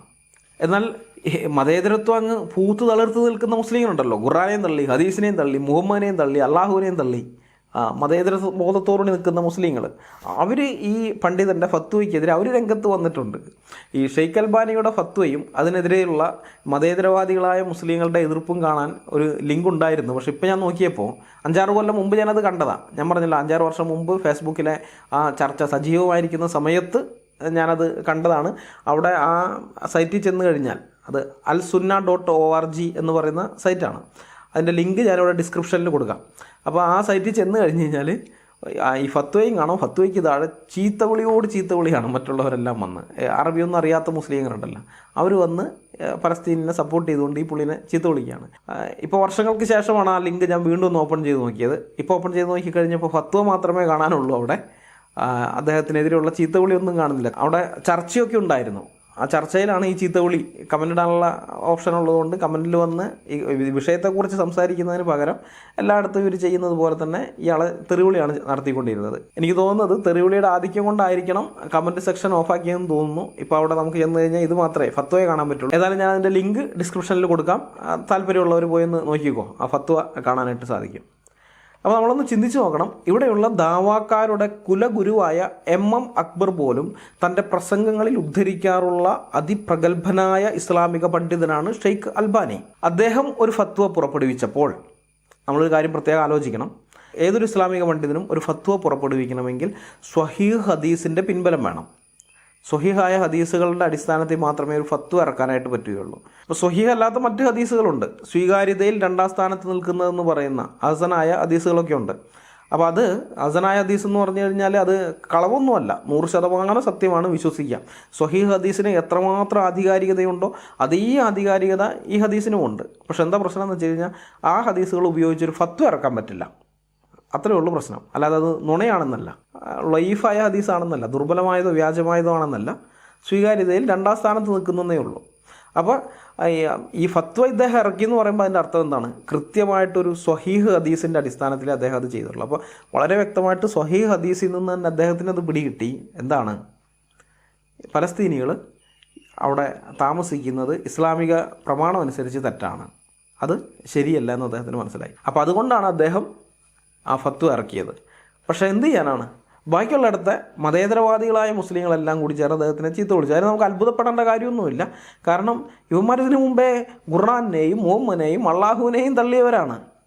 ഖുർആനെയും മുഹമ്മദിനെയും അള്ളാഹുവിനെയൊക്കെ അനുസരിക്കുകയാണെന്നുണ്ടെങ്കിൽ അവരെന്ത് ചെയ്യും? ഈ അൽബാനി പറഞ്ഞതുപോലെ തന്നെ അവരും പലസ്തീനെതിരെ നിന്നേനെ. പക്ഷെ അവർ ഖുർആനെയും അള്ളാഹുവിനെയും മുഹമ്മദിനെയും തള്ളിക്കളഞ്ഞവരാണ്. അതിനെയൊക്കെ തള്ളിക്കളഞ്ഞ ആൾക്കാർക്കാണോ അൽബാനിനെ തള്ളാൻ ഇത്ര വലിയ പാട്? അത് വലിയ കാര്യമൊന്നുമില്ല. ഈ അൽബാനി മാത്രമല്ലാട്ട് ഇത് പറഞ്ഞിരിക്കുന്നത്, വേറെയും ഇസ്ലാമിക പണ്ഡിതർ ഇതേ കാര്യം ആവർത്തിച്ച് പറഞ്ഞിട്ടുണ്ട്. ഞാൻ നിങ്ങൾക്ക് ഒരു തെളിവും കൂടി തരാം. ഇദ്ദേഹം ഫത്വ ഇറക്കല്ല ചെയ്തത്, ഇദ്ദേഹം ട്വിറ്ററിൽ അത് പോസ്റ്റ് ഇടുകയാണ് ചെയ്തത്. അദ്ദേഹം പറഞ്ഞത് മക്കയും മദീനയും നമ്മുടേതാണ്. ആ പറഞ്ഞത് തന്നെ തെറ്റാണ്. മക്കയും മദീനയും ഇവരുടെ ഒന്നുമല്ല. മക്ക മുശ്രിക്കുകളുടെ ആയിരുന്നു, മദീന യഹൂദന്മാരുടെ ആയിരുന്നു. അതിൽ നിന്ന് ഒരു ബലമായി പിടിച്ചെടുത്താണ്, അധിനിവേശം നടത്തിയതാണ് അവിടെ. പിന്നെ പോട്ടെ, 1000 ചില വർഷങ്ങളായിട്ട് അവരുടെ കൈവശം ഇരിക്കുന്നതുകൊണ്ട് അത് പിന്നെ പോട്ടേന്ന് വയ്ക്കാം. അപ്പോൾ പുള്ളി പറയുന്നത് മക്കയും മദീനയും നമ്മുടെയാണ്, അത് ആരെങ്കിലും പിടിച്ചെടുക്കാൻ വന്നാൽ ഞാൻ അതിനെ എതിർക്കും. പക്ഷേ ഈ ജെറുസലേമും മറ്റ് പ്രദേശങ്ങളുമൊക്കെ അത് യഹൂദന്മാരുടെയാണ്, അത് നമ്മൾ അതും അവകാശം ഉന്നയിക്കാൻ പാടില്ല, പലസ്തീനികൾ ചെയ്യുന്നത് തെറ്റാണ്, അവിടെ ഇസ്രായേലികൾ താമസിക്കാൻ വേണ്ടി അള്ളാഹു കൊടുത്ത ഭൂമിയാണെന്നാണ് ഇദ്ദേഹം പറഞ്ഞത്. ഇനി ഇതുകൂടാതെ ഈ ഇസ്ലാമിക വിഷയങ്ങളിൽ ഇസ്ലാമിക പണ്ഡിതന്മാരോട് സംശയ നിവാരണം വരുത്തുന്ന വെബ്സൈറ്റുകൾ കുറേ ഉണ്ട്. അവർ ചോദ്യങ്ങൾ ചോദിക്കുന്നു, അതിന് ഇസ്ലാമിക പണ്ഡിതന്മാർ മറുപടി പറയുന്നു. അങ്ങനെയുള്ള പല വിഷയങ്ങളിലുള്ള ചോദ്യങ്ങൾ അവിടെ വരുന്നുണ്ട്. അപ്പോൾ അതിൽ ഒരാൾ ചോദിച്ച ചോദ്യം, ഞാനൊരു അമുസ്ലിം രാജ്യത്താണ് താമസിക്കുന്നത്, എനിക്കിവിടെ എൻ്റെ വിശ്വാസം പ്രാക്ടീസ് ചെയ്യാനൊരു പ്രശ്നവും ഇല്ല, എനിക്ക് അതിനുള്ള സ്വാതന്ത്ര്യമൊക്കെ ഉണ്ട്, പക്ഷേ മുസ്ലിങ്ങൾ അമുസ്ലിം രാജ്യങ്ങളിൽ താമസിക്കരുത് എന്നുള്ള നിങ്ങളുടെ ആ പഠിപ്പിക്കൽ അത് ഞാൻ അറിഞ്ഞു. അപ്പോൾ അങ്ങനെ വന്നപ്പോൾ എനിക്കൊരു സംശയം, നിങ്ങളുടെ വെബ്സൈറ്റിൽ അങ്ങനെ കണ്ടു കഴിഞ്ഞപ്പോൾ എനിക്കൊരു സംശയം, ഞാൻ ഇവിടെ താമസിക്കുന്നത് ശരിയാണോ ഈ അമുസ്ലിം രാജ്യത്ത്? ഞാനിത് വിട്ട് എൻ്റെ മുസ്ലിം രാജ്യത്തേക്ക് പോകണോ? അവിടെ ചെന്ന് കഴിഞ്ഞാൽ എനിക്ക് ഇപ്പോൾ ഉള്ള സ്വാതന്ത്ര്യം പോലും അവിടെ കിട്ടില്ല എന്നും പുള്ളി പറയുന്നുണ്ട്. ഇവിടെ എനിക്ക് എൻ്റെ മതം പ്രാക്ടീസ് ചെയ്യാൻ കിട്ടുന്ന സ്വാതന്ത്ര്യം പോലും എനിക്ക് അവിടെ കിട്ടുകയില്ല, പക്ഷെ എന്നാലും ഞാൻ അവിടേക്ക് പോകണോ എന്നൊക്കെ അദ്ദേഹം ചോദിക്കുകയാണ്. അപ്പോൾ ആ ചോദ്യത്തിന് മറുപടിയായിട്ട് വളരെ വ്യക്തമായ ഒരു പറയുകയാണ്, കുഴപ്പമുള്ള അമുസ്ലിം രാജ്യങ്ങളിൽ മുസ്ലിങ്ങൾ താമസിക്കരുത്, അവർ ആ രാജ്യം വിട്ട് കുഴപ്പമില്ലാത്ത ഇസ്ലാമിക രാജ്യങ്ങളിലേക്ക് പോവുകയാണ് ഇസ്ലാമിക പ്രമാണങ്ങളുടെ അടിസ്ഥാനത്തിൽ ചെയ്യേണ്ടത് എന്ന് അവിടെ ആ മറ്റ് പണ്ഡിതന്മാർ അതിന് മറുപടിയായിട്ട് അവിടെ കൊടുത്തിട്ടുണ്ട്. ഞാൻ അതിൻ്റെ ലിങ്ക് ഡിസ്ക്രിപ്ഷനിൽ കൊടുക്കാം. ഇസ്ലാം QA എന്ന് പറയുന്ന സൈറ്റാണ്, ഇസ്ലാം ക്വസ്റ്റ്യൻ ആൻസർ എന്ന് പറയുന്ന സൈറ്റാണ്, അതിൻ്റെ ഇതും ഞാൻ ഡിസ്ക്രിപ്ഷനിൽ കൊടുക്കാം. അപ്പോൾ ഈ സൈറ്റിൽ പറഞ്ഞിരിക്കുന്ന കാര്യങ്ങൾ വായിച്ചപ്പോൾ എനിക്കൊരു സംശയം തോന്നി. ഇന്ത്യ ഒരു അമുസ്ലിം രാജ്യമാണ്. ഇന്ത്യയിൽ പല സംസ്ഥാനങ്ങളിലും മുസ്ലിങ്ങൾക്ക് കുഴപ്പങ്ങൾ ഉണ്ടാകുന്നതായി മുസ്ലിങ്ങൾ പരാതി പറയുന്നത് കേട്ടിട്ടുണ്ട്. ഗുജറാത്തിലായാലും അല്ല UP-യിലായാലും അല്ല കർണാടകയിലായാലും ബീഹാറിലായാലും വെസ്റ്റ് ബംഗാളിൽ പലയിടങ്ങളിൽ മുസ്ലിങ്ങൾക്ക് അവിടെ ജീവിക്കാൻ പറ്റുന്നില്ല, ഭയങ്കര പ്രശ്നങ്ങൾ ഉണ്ടാകുന്നതായിട്ട് പരാതി പറയുന്നത് കേട്ടിട്ടുണ്ട്. അപ്പോൾ അങ്ങനെ കുഴപ്പങ്ങൾ വരുമ്പോൾ ഈ മുസ്ലിങ്ങൾ എന്താണ് ചെയ്യേണ്ടത്? ഖുർആനും നബിചര്യയും അനുസരിച്ച് ആ പ്രദേശം വിട്ട് അവർ പോകുകയല്ലേ ചെയ്യേണ്ടത്? അത് ചെയ്യുന്നില്ല. പകരം അവർ ഖുർആനും നബിചര്യയും നഗ്നമായി ലംഘിച്ചുകൊണ്ട് ഈ നാമധാരികളായ പലസ്തീനികളെപ്പോലെ ഈ സ്റ്റേറ്റുകളിൽ തന്നെ താമസിക്കുകയും തിരിച്ചടിക്കുകയുമാണ്. അത് കലാപങ്ങൾക്ക് പലപ്പോഴും വഴിവെക്കുന്നു. അതായത് ഇന്ത്യയിലുള്ള ഈ മുസ്ലിങ്ങളും എന്ത് ചെയ്യുന്നില്ല? ഖുർആനും ഹദീസുകളും അനുസരിക്കുന്നില്ല, അവർ നബിചര്യ പിന്തുടരുന്നില്ല. അപ്പം അങ്ങനെയാണെങ്കിൽ ഇന്ത്യയിലുള്ള ഈ മുസ്ലിങ്ങൾ ഇവർ യഥാർത്ഥ മുസ്ലിങ്ങളല്ലല്ലോ, ഇവർ നാമധാരി മുസ്ലിങ്ങളല്ലേ? എൻ്റെ ചോദ്യം അതാണ്. ഇവിടെയുള്ള മുസ്ലിങ്ങളോട് എൻ്റെ ചോദ്യം, നിങ്ങൾക്കിവിടെ ഒരു പ്രശ്നം വരുമ്പോൾ നിങ്ങളുടെ ഖുർആനിൽ പറഞ്ഞിരിക്കുന്നതനുസരിച്ച്, നിങ്ങളുടെ ഹദീസുകളിൽ പറഞ്ഞിരിക്കുന്നതനുസരിച്ച് നിങ്ങൾ ഈ രാജ്യം വിട്ടു പോകാതെ ഇവിടെ തന്നെ തുടർന്ന് ജീവിക്കുമ്പോൾ നിങ്ങൾ ഖുർആനും ഹദീസിനും എന്ത് വിലയാണ് കൊടുക്കുന്നത്? വല്ല വിലയും നിങ്ങൾ കൊടുക്കുന്നുണ്ടോ? നിങ്ങൾ നാമധാരി മുസ്ലിങ്ങളല്ലേ എന്നാണ് എൻ്റെ ചോദ്യം.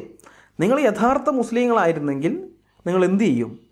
നിങ്ങളുടെ പ്രമാണങ്ങൾ പറയുന്നതനുസരിച്ച്, നിങ്ങളുടെ പ്രവാചകൻ കാണിച്ചു കൊടുത്ത മാതൃക അനുസരിച്ച് ഈ ഇന്ത്യ എന്ന അമുസ്ലിം രാജ്യം വിട്ട് ഏതെങ്കിലും മുസ്ലിം രാജ്യത്തേക്ക് നിങ്ങൾ പോകുമായിരുന്നു. പക്ഷെ നിങ്ങൾ പോകുന്നില്ല, ഇവിടെ തന്നെ തുടരുകയാണ്. സത്യം പറയാൻ നിങ്ങൾ ഇവിടെ തന്നെ തുടരണമെന്നാണ് എൻ്റെ ആഗ്രഹം.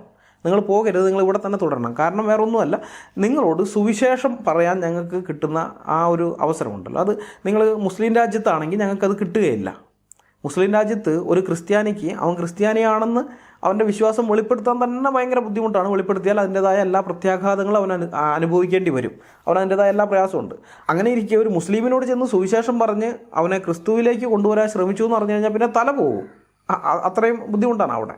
അപ്പോൾ അതുകൊണ്ട് ഞങ്ങൾക്ക് അവിടെ നിങ്ങളോട് സുവിശേഷം പറയാനുള്ള അവസരം ഉണ്ടാകുകയില്ല. എന്നാൽ നിങ്ങൾ ഇന്ത്യയിൽ താമസിക്കുകയാണെങ്കിൽ നിങ്ങളോട് സുവിശേഷം അറിയിക്കാൻ ഞങ്ങൾക്ക് സ്വാതന്ത്ര്യം ഉണ്ടാകും. അതുകൊണ്ട് നിങ്ങളോട് സുവിശേഷം അറിയിക്കണമെന്നും നിങ്ങൾ രക്ഷയിലേക്ക് വരണം, സത്യദൈവത്തെ കണ്ടെത്തണം, ജീവിക്കുന്ന ദൈവത്തിൻ്റെ മക്കളായി മാറണം എന്നാണ് ഞങ്ങളുടെ ആഗ്രഹം.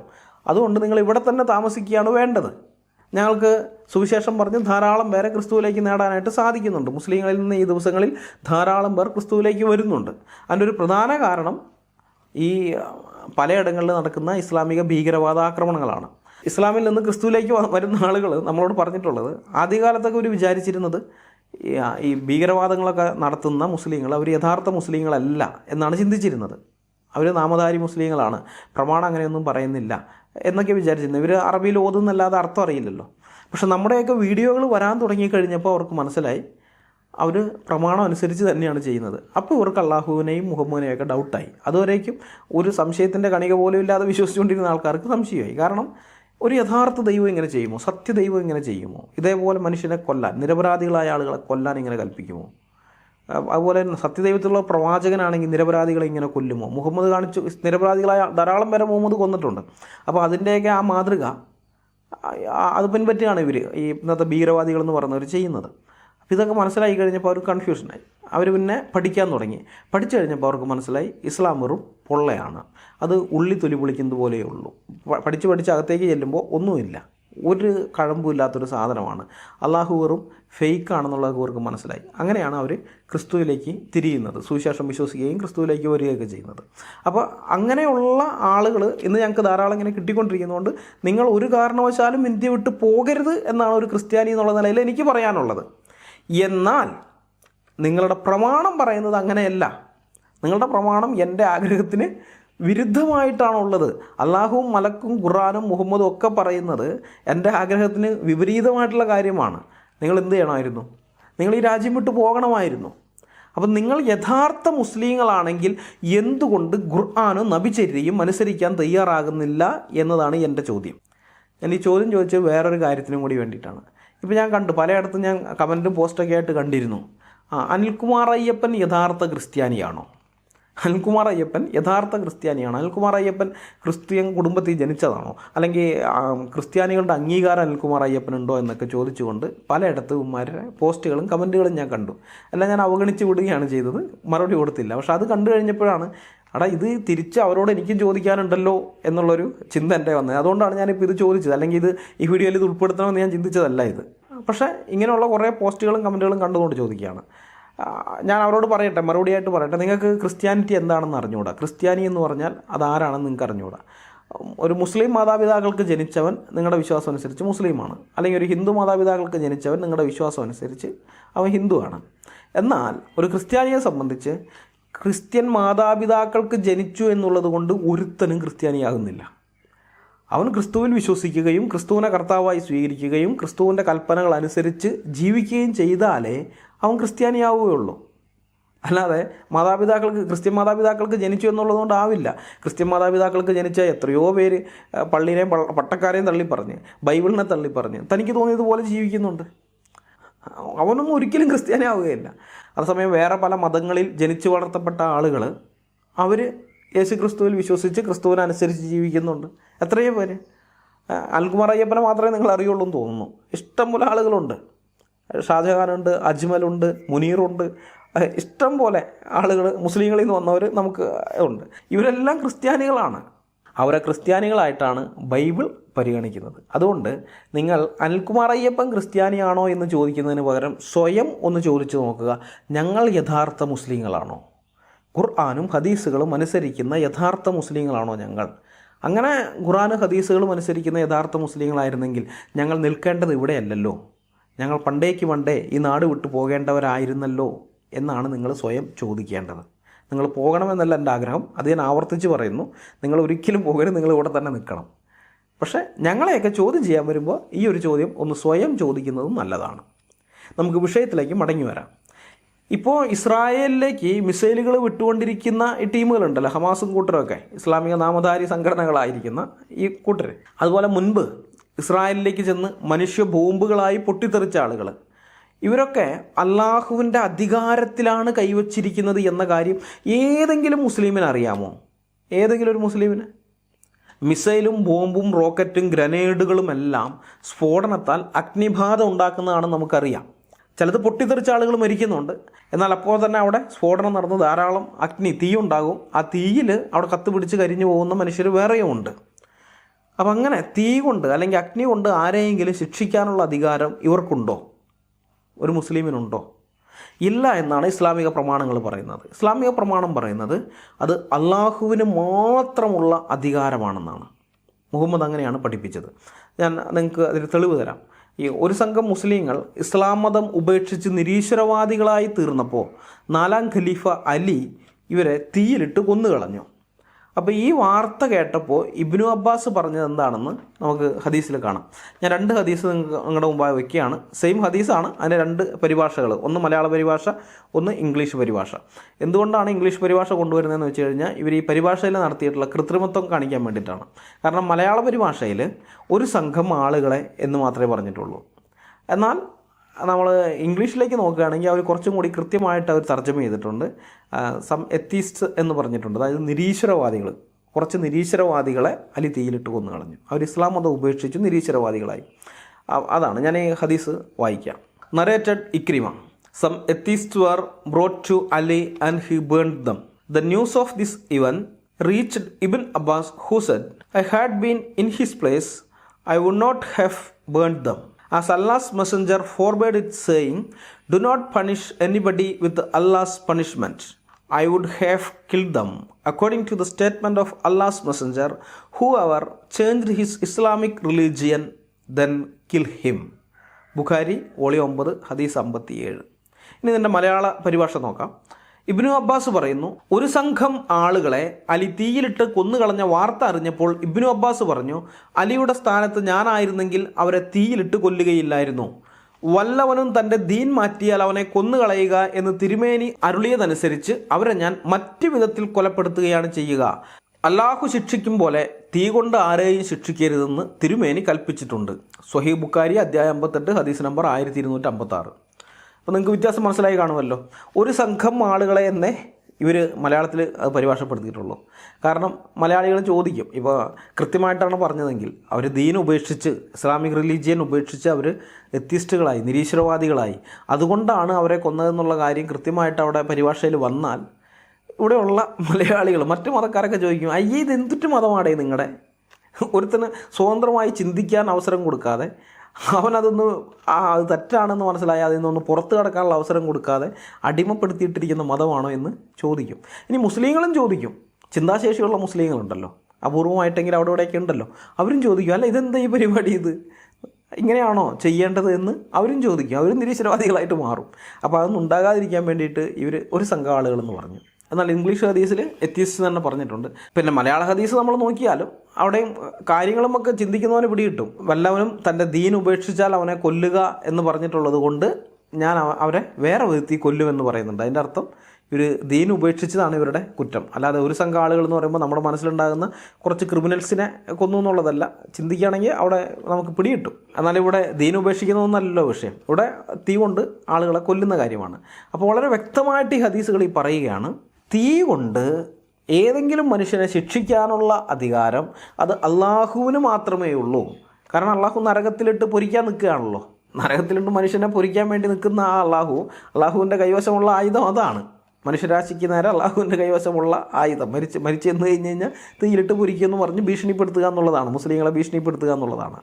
അപ്പോൾ ആ കാര്യം അത് അള്ളാഹു ചെയ്യാനിരിക്കുന്നത് കൊണ്ട് തീ കൊണ്ട് മനുഷ്യരെ ശിക്ഷിക്കാൻ വേറെ മനുഷ്യർക്ക് ആർക്കും അധികാരമില്ല, ഒരു മുസ്ലിമിനും അധികാരമില്ല. അത് അള്ളാഹുവിന് മാത്രമേ ഉള്ളൂ.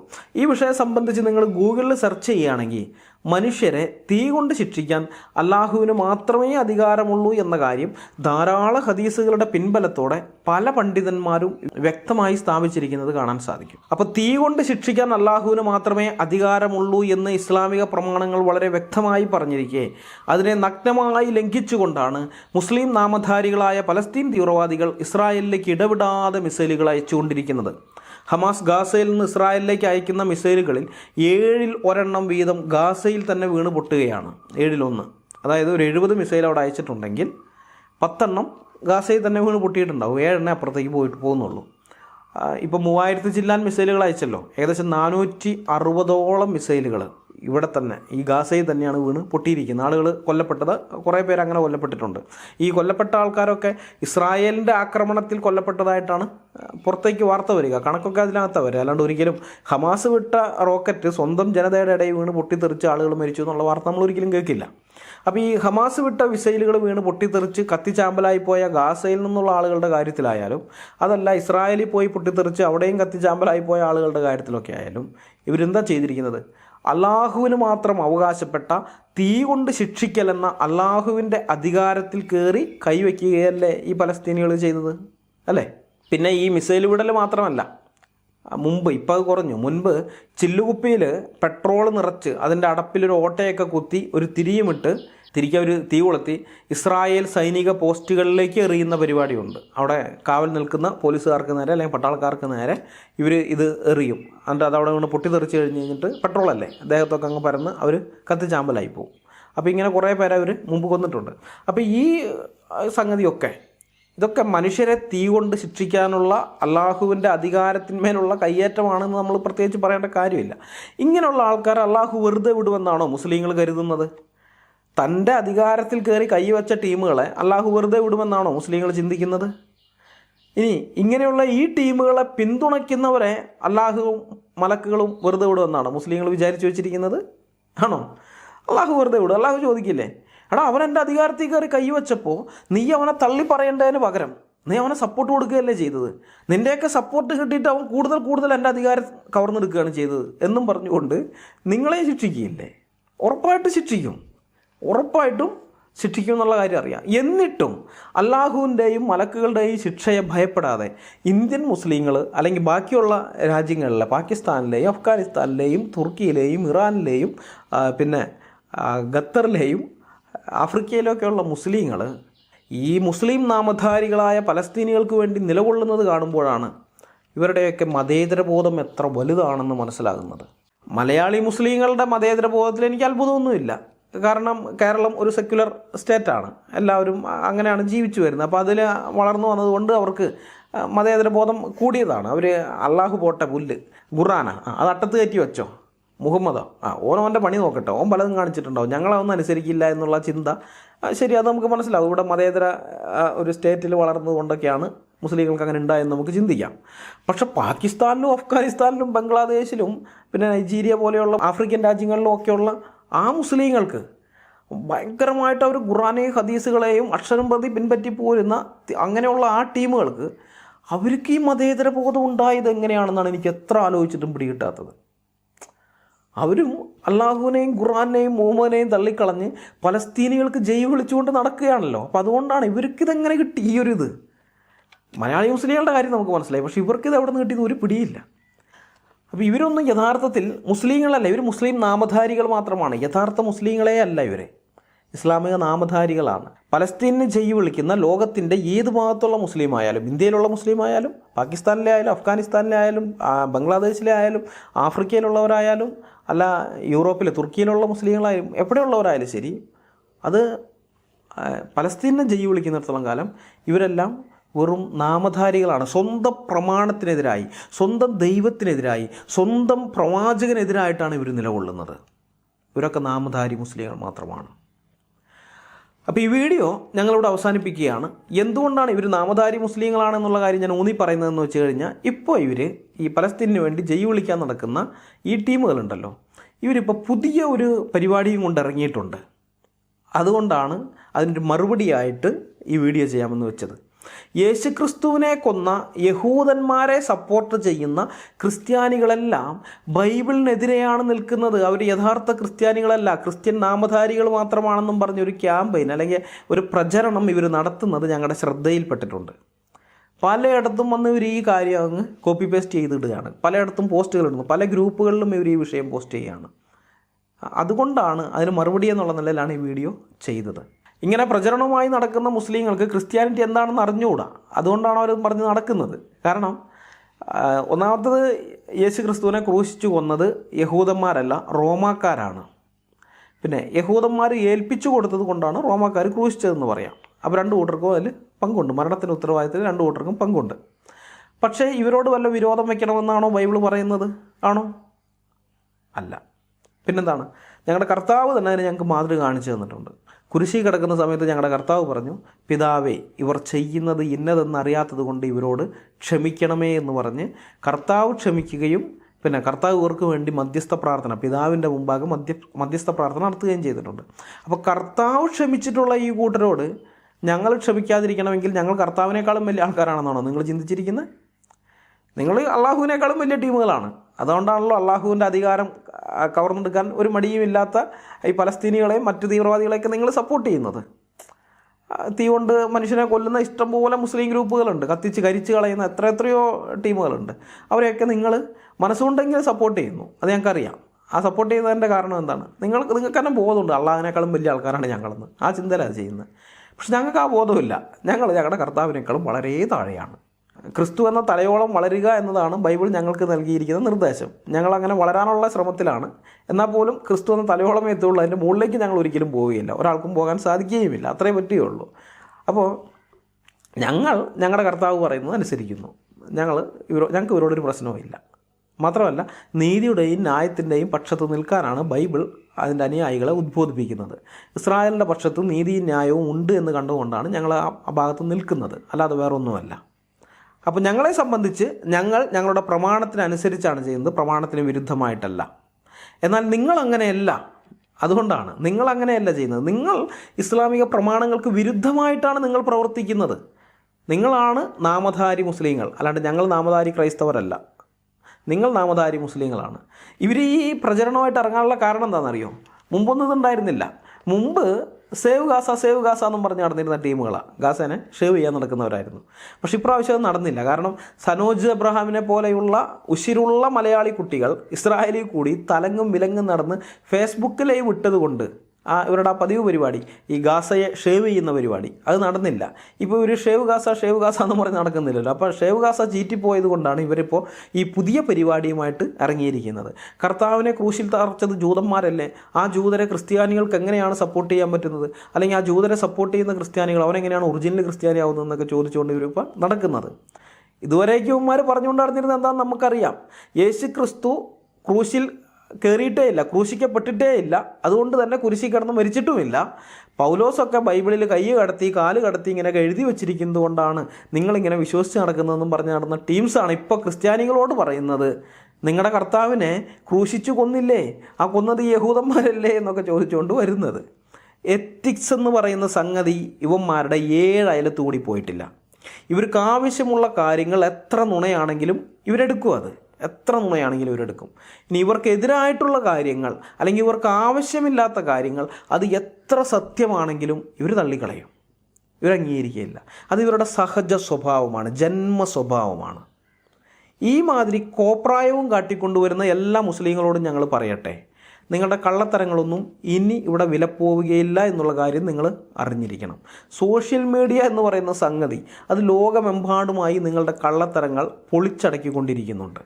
അതുകൊണ്ട് ഇങ്ങനെയുള്ള വാദവുമായിട്ട് നിങ്ങൾ വരുമ്പോൾ ഞങ്ങളെപ്പോലുള്ളവർ അതിന് മറുപടി പറഞ്ഞ് അതൊക്കെ പൊളിച്ചടക്കും. ഇതിനു മുമ്പ് നിങ്ങൾ പലതും കൊണ്ടുവന്നിട്ടുണ്ട്, അതിനെല്ലാം ഞങ്ങൾ തകർത്തിട്ടുണ്ട്. അപ്പോൾ അതുകൊണ്ട് ഇനി ഇതുപോലെയുള്ള എന്തെങ്കിലും പുതിയ ഐഡിയയുമായിട്ട് കൊണ്ടുവരുന്നതിനേക്കാളും മുമ്പേ ഓടാനുള്ള കണ്ടമൊക്കെ ഇപ്പോഴേ റെഡിയാക്കി വെച്ചോ, നോക്കി വെച്ചോ. കാരണം ആ സമയത്ത് പിന്നെ നിങ്ങൾ തിക്കും തിരക്കും കൂട്ടണ്ടല്ലോ. എൻ്റെ കണ്ട എവിടെയാണെന്നും പറഞ്ഞിട്ട് കണ്ടം വഴി ഓടേണ്ട സമയത്തെ തിക്കും തിരക്കും കൂട്ടേണ്ട ആവശ്യമില്ല. മുമ്പേ തന്നെ എല്ലാം റെഡിയാക്കി നോക്കി കണ്ടുവച്ചോ. എന്നിട്ട് ഇതേപോലുള്ള ഉഡായിപ്പും കൊണ്ടുപോവാ കേട്ടാ. അപ്പോൾ ശരി, ഞാൻ വീഡിയോ ഇവിടെ അവസാനിപ്പിക്കുകയാണ്. അടുത്ത വീഡിയോയുമായി വരുന്നത് വരെ ഈ കൊറോണ കാലത്ത് നമ്മളെല്ലാവരെയും സത്യദൈവവും നിത്യജീവനുമായ യേശു ക്രിസ്തു കാത്തു സൂക്ഷിക്കുമാറാകട്ടെ. അവിടുത്തെ വിലയേറിയ നാമം മാത്രം എന്നും എന്നേക്കും വാഴ്ത്തപ്പെടട്ടെ. ആമേൻ. ജീവിച്ചാൽ ക്രിസ്തുവിനായി, പ്രവർത്തിച്ചാൽ ക്രിസ്തുവിനായി, മരിച്ചാൽ ക്രിസ്തുവിനായി.